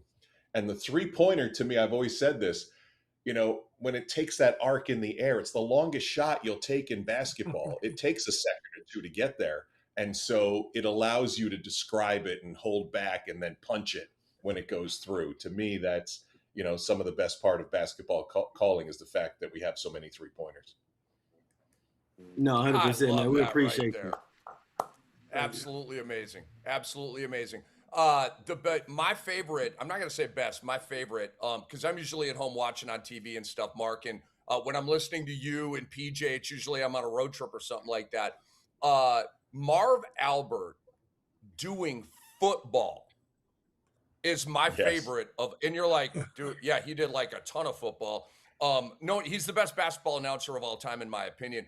But when he would do the cadence, his description, Kevin Harlan's also phenomenal. He's like, and they're going from left to right. It's a blustery, windy night with snow in the air in Chicago. He's under center. He takes it. I mean, it's like the detail is off the friggin' charts. All right, love those guys. A.M. Pfeffer, come on in here with a question for Mark Kestecher. Yeah, perfect segue. Thank you, Rick, because I wanted to pivot into football. First of all, Mark, thank you very mumuch for being here. Great to meet you. Appreciate it. But I'm a Hoosier at heart. Graduated there in 2000, and obviously I'm still on a high over a month later after that 16-0 run in a national championship. And I know you have NCAA football in your history and calling those games. I'm not going to ask you, is Indiana going to repeat? I mean, that's just too much of a softball. But like, what now that we have gotten to this place where an Indiana Hoosiers, and I understand Kurt Singetti's one of one, but like now that we're at a place where an Indiana Hoosiers can go 16-0 or even enter the conversation of the football playoff, like where do you see it going in college football from here on out? Like, are we in for a lot more teams like Indiana coming out and more money coming their way, or are we still going back to the bigs of the SEC and ACC and Big Ten who are still going to dominate? What do you see coming down the pike for all of us? Yeah, great question, and congratulations, by the way. I had the semifinal win at the Rose Bowl, so and hosted the championship game. I was the only member of the ESPN radio crew not in Miami. I won't let them forget that, by the way. And I'm also disappointed. We had a split weekend I think it was in November, and we had a choice. We were like, you could either do Indiana at Penn State, and remember the quarterback had just gone down, the coach was fired, or we could do Oregon at Iowa. And one of my broadcast partners, his daughter goes to Oregon. He's really close to the Oregon head coach. And I'm like, yeah, we were just at Penn State. We did the Penn State-Oregon double overtime game. So we chose Iowa, and it was 32 degrees in a sleet storm. And our game followed the Penn State-Indiana game, which, of course, they were trailing and won with the touchdown in the back of the end zone. So we missed out. One of the greatest catches anyone will ever see. One of the good. And Mike Cousins, who works at ESPN Radio, did a phenomenal job on that call. So he probably was destined to be there, and it just worked out that way. But you're right. It's interesting there's so much money. I mean, the sport has completely changed. All of college has changed. I mean, the whole paradigm has shifted so quickly that it's just so different. Recruiting is different. Going into someone's house and the first question is how much. It's everything has changed in that setting. And I say that to say we do a lot of SEC. 3/4 of my schedule is SEC, and there's so much expectation, and there's so much money, and then the SEC doesn't even get to the championship game. Some of that is knocking off each other and, for whatever reason, just not living up to the hype. And yet here's the Big Ten that has won it with 3 straight years, right? Has ended up winning it. Miami, we did the ACC championship game. Miami wasn't even in it. That's how bizarre, that situation was for the Hurricanes to end up getting to the championship game. But I do think, and I'm not calling Indiana an outlier by any stretch, but I do think you can turn it around so quickly if you have the right organization like Signetti has. I mean, to come in on your first day and say, Google me, I win, and then do it for the next 2 years is remarkable. But I think there's a continuity thing too that we don't see anymore. His assistant coaches stayed, and you see assistants moving on to other programs, becoming head coaches, becoming more higher paid coordinators, at other programs. And there's always a little bit of a degrading every year that you can't bring back in a sport that has players moving at such a high rate, to have your coaches moving as well, and guys that are bringing in all this talent. I think Indiana has just figured out, at least for this short period of time, how you can do it. You got to hit on the guys that you bring in. Obviously they did with Fernando Mendoza, and they got to do it again now. So it leaves it open to say, all right, what's the organization that's going to be able to do that? And how long, if we want to talk about, the future, how long are the guardrails going to be completely off? Are we ever going to put any kind of guardrails on there again, whether it's from a spending standpoint, or just allowing student athletes to continue to move and be at 5 schools in 5 years, let's say. So it's hard to really predict what the future is. None of us, probably not even you, could have predicted on opening day last year in Bloomington or wherever the Hoosiers were that they would have this run in them. So it's one of those, and I have a lot of friends who went to Indiana and never thought in a million years that the football team, previously losingest football team in the history of college football, could do. They told me they would go to, and maybe you were in the same boat, they would go to tailgate and literally didn't go to the game. They would tailgate on campus and then go to their dorm and watch other college football games, which is unbelievable to me. And then I ran into so many at the Rose Bowl, and they were like, I can't believe we're here. I can't believe we're in Pasadena and about to play for a spot in the championship. It was fun to see. And the expectation for this coming season will be fun to see as well. Yeah, just as a follow-up, and I thought, forgive me, Rick, I thought you might enjoy this. Yes, you're right. There are times we did tailgate and actually go home. And there were other times when we would play big programs like an Ohio State or Michigan. And every once in a while, because I was obviously my 4 years, like throughout the season, there were a couple of times when into the third quarter, like the game was close, we would run to the stadium. We would literally hightail it to the stadium to get there for the fourth quarter. Like, is this the game we're going to win? Nope, we never did. Wisconsin always pulled it out, or Minnesota came back. And like, it was a never. I mean, and I saw some good players. I was there the Antoine Randall L era, which was pretty cool. But like, you always get those first 3 games of the year, and it was like, yeah, we thumped JMU or whoever.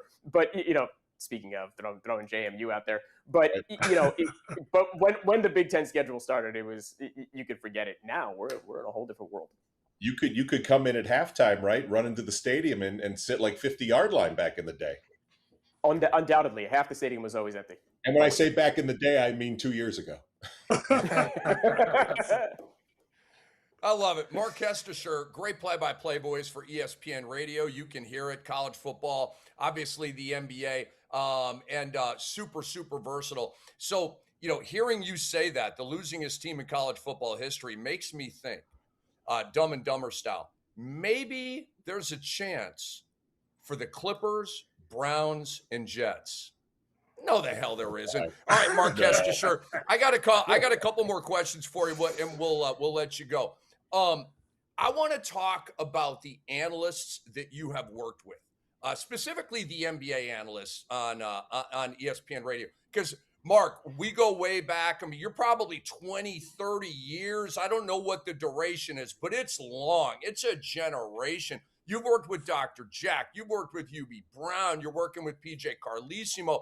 So many others, I'm sure. So if you could kind of just give us some of the names that just kind of pop. You don't have to complete the full list, and then I want to circle back and ask you for a story about one or two of those people. So kind of like reminisce about some of the people you've worked with here, just so we can take in the names. Yeah, and a quick timeline. I got to ESPN Radio in 1999. I think I started doing their studio shows in 2000. Brenton Musburger was the first play-by-play guy when I was in the studio. And I remember after the first quarter, I sent it back to him, and I just was, riffing, and I said something about, the difference in the game are, the 7 free throws they've taken or something like that. And Brent goes, Mark, you hit it on the head. And he might have just been gaslighting me, but it made me feel like, now I belong. But Dr. Jack Ramsey was one of the first I did a game with. I was filling in I think, Christmas time of 2008. Will Perdue, 3-time champ with the Bulls, had great Michael Jordan stories and Phil Jackson stories. I worked with him for almost a decade.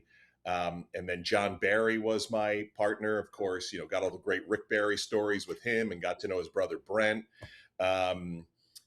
Doris Burke, did a few finals with her. PJ came in about that time as well. And Stan Van Gundy, I totally forgot about this. SVG, somewhere in between his Detroit Pistons, before his Detroit Pistons and after his Orlando Magic. Every once in a while I see him because we cross a lot, formerly with TNT and now Amazon. And I forget he's an Amazon guy, right? I never know where everybody landed right now. But I think he's Prime. Yeah, I think he is Prime. Yeah, he's a Prime guy. And every time, we see him, if we go out to eat or whatever, he always reminds me that, we did radio games together. And then I remind him that's why he's so good, because I made him, give analysis in like 2.5 seconds, because that's all you get on radio. And that makes you sharper. So those are, just some of the folks that I've worked with over the last, 25, 27 years now. That's incredible. So we'll end the interview this way. I wouldn't say I'm friends with PJ Carlesimo, but I'm friendly with him. I've known him, throughout the years and stuff. And he's got a reputation as one of the best cussers out there. Can you, as he's like, can you just give us a PJ story and take it from there? Confirmed, yes. He's one of the all-time greats. There's not many people you meet in life that can use the F word in like 27 different varieties. I told him. Tell him, Mark. I've been trying to tell him. Now, here's the most amazing thing about PJ is that we could be 10 seconds from air coming out of a commercial break. He could be going off on an official, on a player, on me, on the maitre d' that we're trying to set up, a restaurant with, 3 hours from now.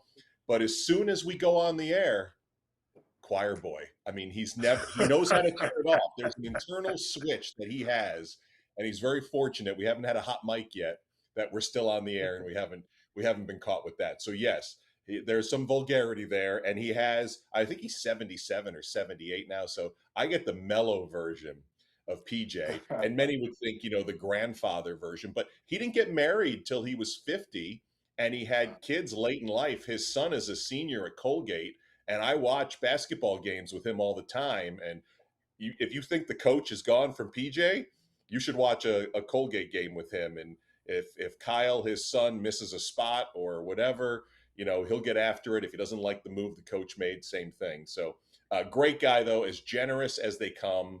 And yes, when I say maitre d', I'm always ready to gain about 15 to 20 pounds once we start the year, knowing that in the summertime I will have to shed it because we'll do it all again next year. You're guaranteed to have a 5-course Italian meal with that man after virtually every broadcast that you have. And he goes away for March Madness. He does Westwood One Radio, and that's when I get a chance to slim down a little bit. So I know I'm going to be in Denver this weekend. I could think in my head of 2 or 3 restaurants he's already working at, and there'll probably be a chicken parm in my future in about 48 hours. There you go. I love it. Hey, by the way, can I say and I something, say this Rick? with all affection. Lawrence Frank is in the Hall of Fame of cussing too. Worked with him at NBA TV, but you said it. Like they turn that little word into an art form. It's like, damn, I thought I'd heard it all. You just invented a new way to say, the F-bomb. Dwight, go ahead. Hey, Mark, do me a favor. I don't know. Listen, I think PJ recruited me a little bit back in my day. And as we approached the 1988 Olympics, our Canadian national team went on a Big East tour. And we played Seton Hall when PJ was the head coach at that university. In that game, I had 28 points and 12 rebounds. So if you can relay to Coach that Dwight Walton was with you on our program several days ago, ask him if he remembers, and ask him if he remembers recruiting me just a little bit. But again, that was one. I bet he does, Dwight. I bet he does. And if I mention 28 and 12, I bet one of those F-bombs comes out. This Yes, bleepity bleep. 1,000%. Absolutely. Yes, but I had one of my better games on that tour against PJ. And PJ acknowledged how well I was playing throughout the game. So with a few F-bombs in between. But he was impressed. Stories. I love the recruiting stories. Yes. I know it was only, the 80s, but you just think of where we've come technologically, not having ways, asking him about, how he got to the different high schools, pulling over to a gas station and getting lost. And you could be in some of the rougher neighborhoods in North America, but they knew the head coach was in town and they were like, the gym's right this way, follow me. And it was amazing listening to some of his recruiting stories. I would sometimes get stories of guys, I spent 4 months recruiting this guy, and then he went and, played for Jim Boeheim. You can still sense the bitterness of the recruiting times. And Mark, and most of you guys know this, like the coaches that have been doing it for a lot, the legends, right? They know everybody. They know every high school coach, every JUCO coach, maybe even AAU coaches, let alone all the guys at the pro level. I mean, I follow John Gruden on Instagram, right? And he gets these boxes from these universities. Like, look at this, man. The University of Rhode Island sent him a box with some gear in it and stuff. And he's going, back in 1957, they had this coach named Marv Wilkinson. And it's like, bro, how? Okay, these guys, he might not know a lot about like finance and how to fix a car, but they know literally everything there is to know about their sports. Mark, Cam, what else? Go ahead. I'll put a period on that. He doesn't know anything about pop culture. He doesn't know any movie references. He doesn't know any songs. But we'll walk into Ball Arena in Denver, and he'll go right over to Rudy, let's say the guy's name is, who's been the police officer, who's been behind the scenes running the show at that arena since the 70s. Like, he knows everyone in the building. If you've been around an NBA building or a college building for the last 30 or 40 years, he probably knows your name, knows your kids' names, how you've been, that kind of stuff. But, we make, a reference of just a basic movie that everybody's seen. He's like, what's that from? Did you just write that? No. He's locked in. He's locked in on that orange ball. Mark, safe travels up to Denver. You're my long time friend, and I really, really appreciate you, Mark. Welcome to X-Rated Sports Network. It's great to have you. We'd love to have you back on. We'll look at schedules like around playoff time and stuff like that. But thank you for being with us here today, Mark. I really appreciate you, my brother. Thanks for inviting me, and best part of the season coming up. So look forward to sharing it with you again sometime soon. Indeed. All right. Be well, Mark. Guys and girls, the great Mark Kestecher. As always, your questions were absolutely phenomenal, guys. So let's get to Jonathan Kuminga. Let's get to Jonathan Kuminga. You guys, I've been a good boy. Guys, I've been a good boy. We've waited because I'm already going to do it. This is going to be the first time I do it. I'm going to take a bow. Okay? I'm going to do all 4 directions. I'm going to do all 4 directions. I'm taking a bow. Okay. So now that we got that out of the way, is my camera going to refine me here? There it is. Got some AI camera here. The AI camera's got to keep up with my skits and bits, man. All right. So the question is, how dumb does Steve Kerr look? That's the question here. All right, Jonathan Kuminga in his Hawks debut, it was splashy. It was noisy all the way to the Bay. Okay? 27 points, season high, Steve Kerr. 9 of 12 from the field. 3 of 4 from 3, Steve Kerr. Oh, 7 rebounds. He never did that for you. Yeah, he did, Steve. 4 assists, 2 steals. Send this game to the Hall of Shame for Steve Kerr. All right, Kerr, you dummy. First game out of Golden State, and Kaminga makes history. You're such a jackass, okay? Check this out. Jonathan Kuminga becomes the first Hawk ever to score 25 or more points in less than 30 minutes in a team debut. I mean, it's one of those weird 2026 stats, but you get the point. Okay. Yes, not only does Steve Kerr, I got to go first here, guys. Not only does Steve Kerr look dumb, he looks moronic. Let's back up. Like that. Like, you just have no clue. So Bob Myers drafted Jonathan Kuminga.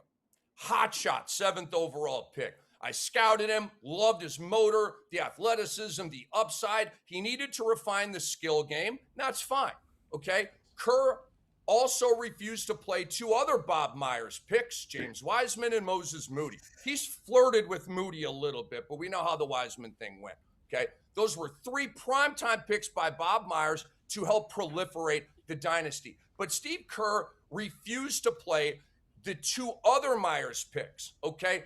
That snub, along with the constant Draymond drama, and Kerr always siding with Draymond no matter what, okay? The Poole thing, the Durant thing, it's just Draymond being Draymond. We got to just deal with it. I believe in my heart that Bob Myers was over it, okay?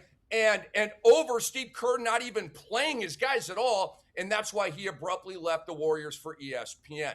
That's a theory that I have, a very, very well thought out theory. And when the 30 for 30 comes out in 10 years, and I'm proven right, I'm going to take another bow, B. Steve Kerr is dumb for refusing to do his job. He only wanted to do part of his job, which is coach vets and win. No, Steve. Fatal error. To proliferate a dynasty, like Boston tried to with Len Bias, right? Okay, and obviously super tragic, right? Coming out, the Bird thing, and you were going to like restart another dynasty. Like, that's how you do it, okay? You don't proliferate a dynasty with old head mercenaries. You've got to groom the next wave of studs to replace the retired legends. That's how you do it, dummy, okay? But what would you know about proliferating a dynasty? All you know about is a dynasty, and that's a lot, okay? I'm not saying it's not. But just like Greg Popovich and R.C. Buford and the Spurs did in transitioning from the Duncan era to the Kawhi Leonard era, all the while still winning chips, and without the Ray Allen shot, they would have gotten another one there. You got to walk the fine line of winning now and developing now. That is your job, okay? That's your job. Back in 2015-16, that was not your job. You stacked the deck, especially the Durant years. Guess what? Once Durant left, because of your boy Draymond, okay, now you didn't have the deck stacked anymore, and you needed to develop these guys. Steve Kerr refused to do that part of his job, and that is why this is a fireable offense. Joe Lacob should have never let it get to this point, but he has created a monster who lies more than any coach I've ever seen in my life in any sport. Guys, all coaches are liars, every single one of them. But Steve Kerr is the GOAT of pathological lying in the coaching ranks. Do you guys remember when he said that Jonathan Kuminga needed to be in the starting lineup? He was on local radio out in the Bay Area. He said, wow, he's been great in practice. We need him. We need what he brings in our starting lineup. A week later, Jonathan Kuminga was out of the bleeping rotation, okay? It makes me sick all these Kerr bleep riders who act like he walks on water when he's as flawed as Bill Belichick was before New England made the right decision to get him out. And look at him now, okay, with Mike Vrabel. Steve Kerr is Colonel Kurtz of Apocalypse now. And if Joe Lacob wants his team to have any future at all, he will fire Steve Kerr when this season is over and probably needs to buy out Draymond Green as well, because Draymond is going to opt in to $27 million of a player option, and he is going to give you like $1.5 million of value. You might as well just buy him out, play young cats, and move on. There it is. I go to Dr. X here. Dr. X, how dumb is Steve Kerr for the Kaminga thing? How dumb, huh? I'm just happy that, I mean, I guess he felt he didn't fit his system, but I just enjoyed seeing the joy on Jonathan Kuminga's face and the smile, and also realizing that he has a family with him as well, and all that stuff that came out with the snacks and the food for the team and them eating. No one wants to feel unwanted, and on top of not getting minutes, now you casting shade on all his family members and things like that. So I'm really happy for Jonathan Kuminga. It was I think he fits with Atlanta. I think he should start over Ricochet, but if he doesn't, I think he's also great coming off the bench. The Hawks are deep. They have C.J. McCollum coming off the bench right now, and with Jonathan Kuminga, I think that's pretty solid bench. And I know there's other pieces that we could talk about, but defensively they look pretty good too. With Dyson Daniels, and you got Jalen Johnson, and the big they have there, I forget his name, who had the teeth issue. Yeah, Kongu. Yeah, he's solid. He's a stretch five. Really shoots the ball well. So I'm really happy for him. He has a great team around him, a great city, as B-Dot knows, and ATL. So this is actually a level up for Jonathan Kuminga. He also won a ring while he's there. He actually contributed to that ring. We know there are big players, obviously Steph Curry, Andrew Wiggins, that played a vital role, and even Jordan Poole. Jordan Poole is a big part of that ring, that the Steph Curry's last ring against the Celtics. So all in all I can say is that he's a champion. It didn't go the way he wanted it, but he has a long career ahead of him. Hopefully he can stay away from a major injury and keep that smile on his face. All right, so B-Dot, I go to you next if we can. He may have a daughter conflict here. So let's go to, in the meantime, let's go to AM Fepper here. How dumb does Steve Kerr look right now, AM? Very monstrously awful. I mean, look, all shade is deserved on Steve Kerr. I'm with you, Rick. Like, I've been with you all year with him. Again, he's like, his legacy is not yet tainted for me, but sure, let's throw all the shade. However, I do want to pump the brakes just a little bit, right? This is one game for Kaminga against the Washington Wizards. I mean, the starting five the Wizards threw out 2 nights ago was like, huh?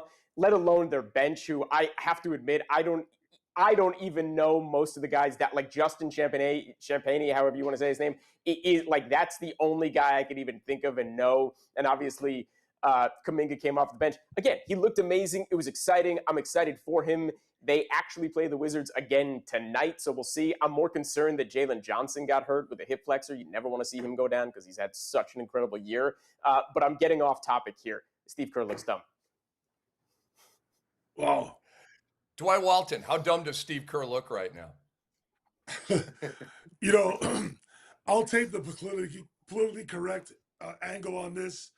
Why? It's to be determined, Rick, because to AM's point, and listen, I am a huge Jonathan Kuminga fan.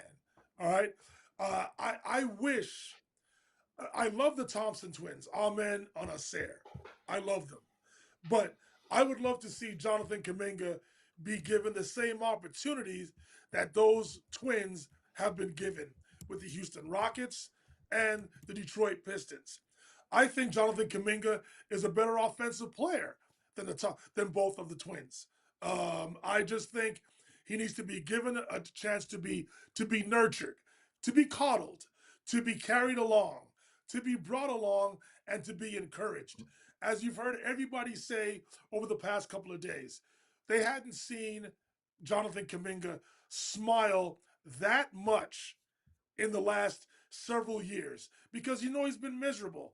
And it just comes to a point, fellas, and I've been on plenty of teams where no matter what the player does in practice, if he does 4 great things and the coach doesn't like you, they will harp on the one mistake that the player will make rather than focus and applaud and encourage the 4 things that he did positively during practice. That's where it got with Jonathan Kuminga and Steve Kerr with the Golden State Warriors. There needed to be a divorce. There needed to be a separation. He needed to go to a team where he was going to be given a fair opportunity.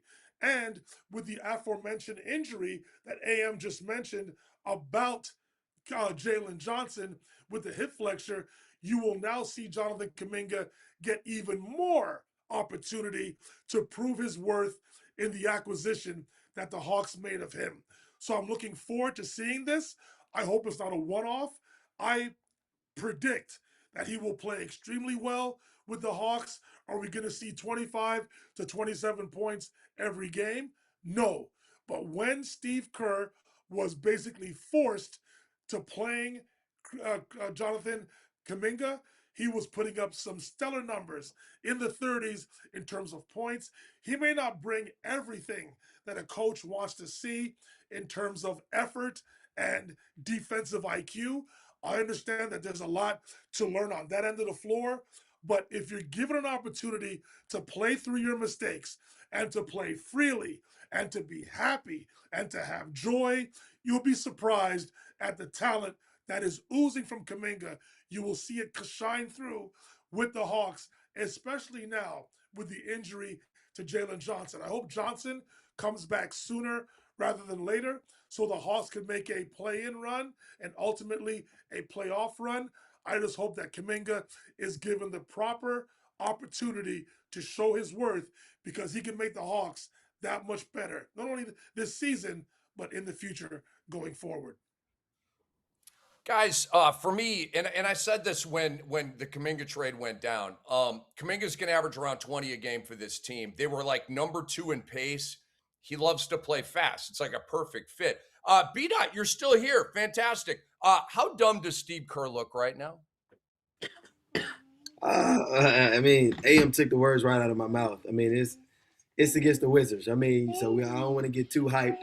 They got to play the Wizards again. LaMelo just had 22 3-pointers against the Wizards in one quarter. So, but overall, baby, but overall, in general, I'm happy to see Kaminga happy, and I'm like, I think Steve Kerr already made himself look, unsmart in general in years past with the way he does with Steph Curry. Steph Curry hit 7 threes in a row. He want to take him out the game. So this Kaminga thing, it is already going with the way Steve Kerr was flowing. Not saying Steve Kerr is a bad coach. Of course, he's probably one of our, the best coaches we've ever seen and encountered, and we don't want to fault him from taking over a great team. He's the one that, implemented that offense and, had them move the way they move. But at the end of the day, yeah, I don't think this is a good look on Steve. Kaminga's going to thrive in Atlanta. We hate to see Jalen Johnson going down, but it gives Kaminga more minutes, gives him opportunity to have more usage rate, put the ball in his hand. And I'm excited to see how he does in Atlanta. Just like I said before, stay away from Magic City, stay away from hookah, because hookah's everywhere. I went to the gas station the other day in Atlanta, and they had hookah on pump 12, and I'm sitting there confused.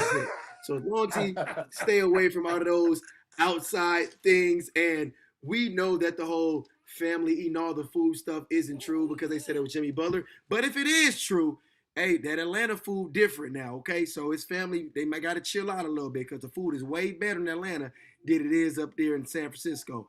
But overall, I'm happy for Kaminga. Kerr, he's forced to play these young guys now, and we will see on March 21st when they come, when Golden State comes to Atlanta. I want to see Kaminga go crazy. And like Gilbert Arenas said, nah, don't game plan for Kaminga. You ain't need to use him before. Don't send no double teams. Let him and whoever took his spot go one-on-one. I think it was Rui Santos. So it's Santos versus Kaminga one-on-one. We don't know help defense. You ain't believe in Kaminga like that. Let's see what he do. Let's see what he do to y'all. And I hope he give him 35. Hold on, Doc. What did you say? Hookah at the gas station? Is that what that was? Hookah at the gas station. As long as he stay away from that hookah, it's hookah everywhere in Atlanta. I went to a church service yesterday. The pastor was smoking hookah while praying. So as long as he stay away from that hookah, we good.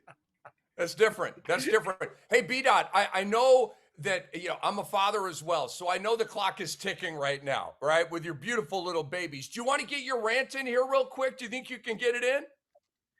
Quick rep, man. Listen, Victor Wembanyama is no reason why you shouldn't average 15 points a game. There's no reason why you shouldn't break this record of LeBron James at 10 plus points a game. Why? Because you're 7-6. There's no reason you should be going into the late end of the fourth quarter with 6 points. 1 for 7, 2 for 6 from 3. You're 7-11, okay? Take your big ass in that paint, get some easy high percentage shots, and get going. Understandably, your team is winning, but playoff basketball, the game is going to slow down. And it's about getting the highest and the best percentage shot that you can get. And you jacking up threes from 35 feet out, bro, we're not trying to see that. We don't want to see that. If the Spurs are going to win the championship like majority of this panel is predicting, Victor Wembanyama, you're going to have to show up. You're going to show up big and consistently. Yeah, you can get away with scoring 12 points and your team getting a win. We love the team victories, but at the end of the day, you want to be the face. When that playoff time come, it's going to be games where you're going to have to score 25, 27 and will your team to victory. You can't catch the ball 30 feet out, try to dribble, boom, boom, boom, be Kevin Durant. Nah, we need you get on that. You don't even got to be on that post, but let's 17 feet. Get on that block. Get on that elbow and work from there. And when you get on that elbow, don't sweep the ball low, okay? Don't bring the ball down to your defender. You're in the NBA, so I don't need to be telling you none of this. You feel me? What I'm saying, I'm just from what I'm seeing visually. So we're gonna need you to be that man that you said that you can be come playoff time. Right now, it's smooth. Your team is winning. But if y'all want to get over that hump, Victor in that playoff, bro, we're gonna need 27 and 12 and 5 blocks. And I'm just like that. Maybe when it comes to finals time or Eastern Conference Finals, but till then, I hope you correct it and you get it right and you become the player that we want you to become and that we see you becoming this great all-time demigorgon, NBA great. And that's my rant. How tall is Wemby? 7'11".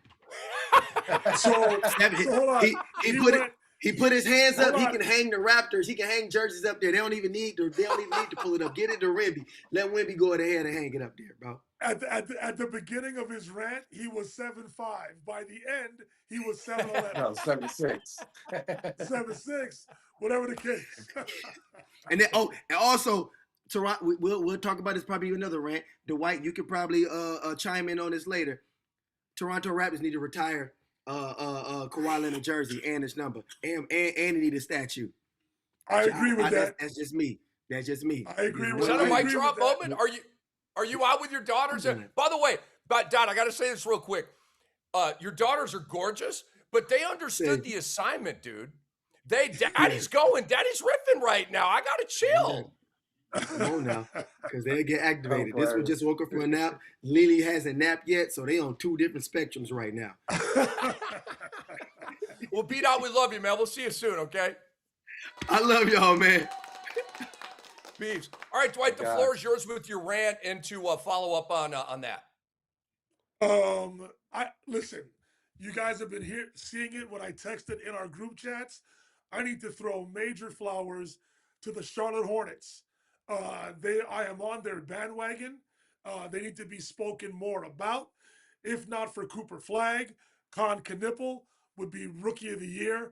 I think in terms of numbers and overall impact, I think Con Knipple arguably has had a better season than Cooper Flag. But Cooper Flag is going to be named Rookie of the Year by the media based on potential more than actual statistics this season. Cooper Flag has been outstanding. He should win the Rookie of the Year, and I understand why. But Con Knipple, I believe, is leading the NBA right now in three-pointers made overall. Charles Lee has done a fantastic job coaching this young core. Jeff Peterson, the GM, has hit the jackpot with LaMelo Ball, Con Knipple, and Brandon Miller. They've got three terrific young players to build around. Miles Bridges, Musa Diabate, the big fella, I forget his last name now, from Brenner. Creighton. Yes, Carl Brenner from Creighton done a fantastic job. Their draft scouting team needs to be given a round of applause. The corner has turned quickly here. I'm sure at the beginning of the season, that front office with the Hornets was trying to figure out ways to tank to get themselves involved in this 2026 summer draft. But after they won those 9 games in a row, I'm sure their thought process shifted. Not only are they a threat right now to be a play-in team in the Eastern Conference, they have their sights justifiably so, on making the playoffs. And I joke around on our group chat talking about a possible first-round matchup between the Hornets and the Pistons. But based on that fight that broke out on that Monday night, I would love to see those two teams both being healthy and not being suspended go head-to-head in a 7-game series. The Pistons will win, but I can guarantee you the Hornets will make life difficult for them. A 5 or 6 game series, the Hornets will definitely win 1 game, but I just want to give the flowers today to the Charlotte Hornets because they deserve it. The young core is playing fantastic. I think LaMelo Ball has had to conform to a winning situation rather than just being out there trying to sell tickets in a market that hasn't had winning basketball for quite some time. Now they've got something to cheer about. The building is sold out, and you're getting the best version of LaMelo Ball because he doesn't want to be the one to ruin what's happening this season. Charlotte, enjoy this. I'm enjoying it with you. I am on the bandwagon. I want to see these guys in postseason basketball, whether it's a play-in or a playoff. And I have a feeling they are going to be a problem if they can somehow get through the play-in and into the playoffs. They are going to put some scares into whoever they play in that first round this upcoming spring. I'm glad to hear that you were kidding about the Charlotte Finals thing, because I sent some kind of a joke out in the group chat like, Dwight, are you okay? Like I'm with everything you said here, right? Get the 8 seed, maybe win a game or 2 against Detroit. Like I'm with you. But finals? No. It's like Jim Moore talking about the playoffs. All right, Dr. X, come on in here. Yeah, man. The Knicks, they have a personality disorder. They're Dr. Jekyll and Mr. Hyde. They just really need to have a paradigm shift. Something that leads to consistency, to some sort of identity. And I think it's really the 3 guys I mentioned. They got to figure it out because I do think there's some issue in the locker room that no one's talking about. And Anthony Towns, for him to say that, you have a new coach, some new players.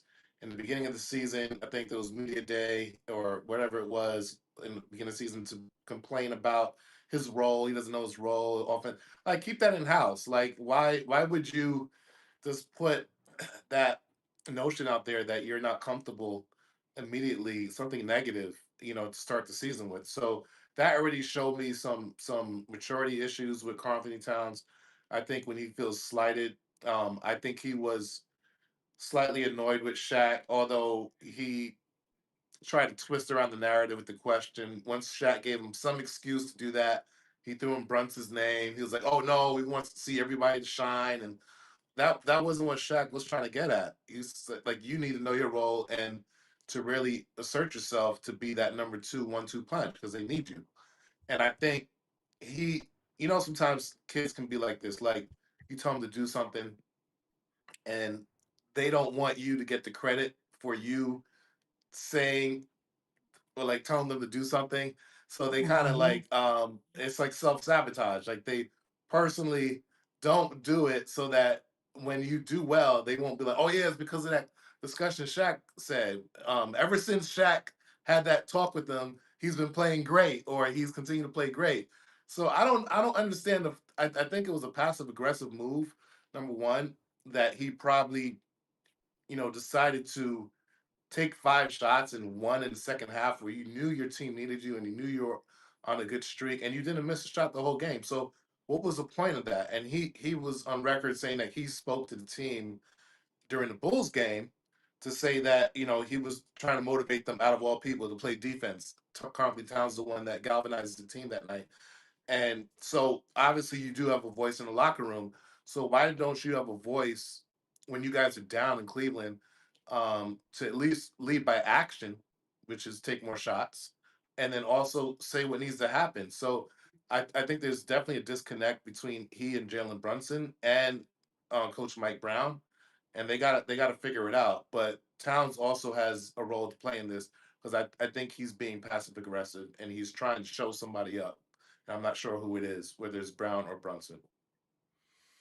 Well, it's not Tom Thibodeau. He had the best year of his career under Tom Thibodeau. And of course, you had to whack him and bring in Mike Brown, which I told you not to. I won't let you guys forget that. A.M. Pfeffer, hi. I don't want Thibodeau. Get out of here.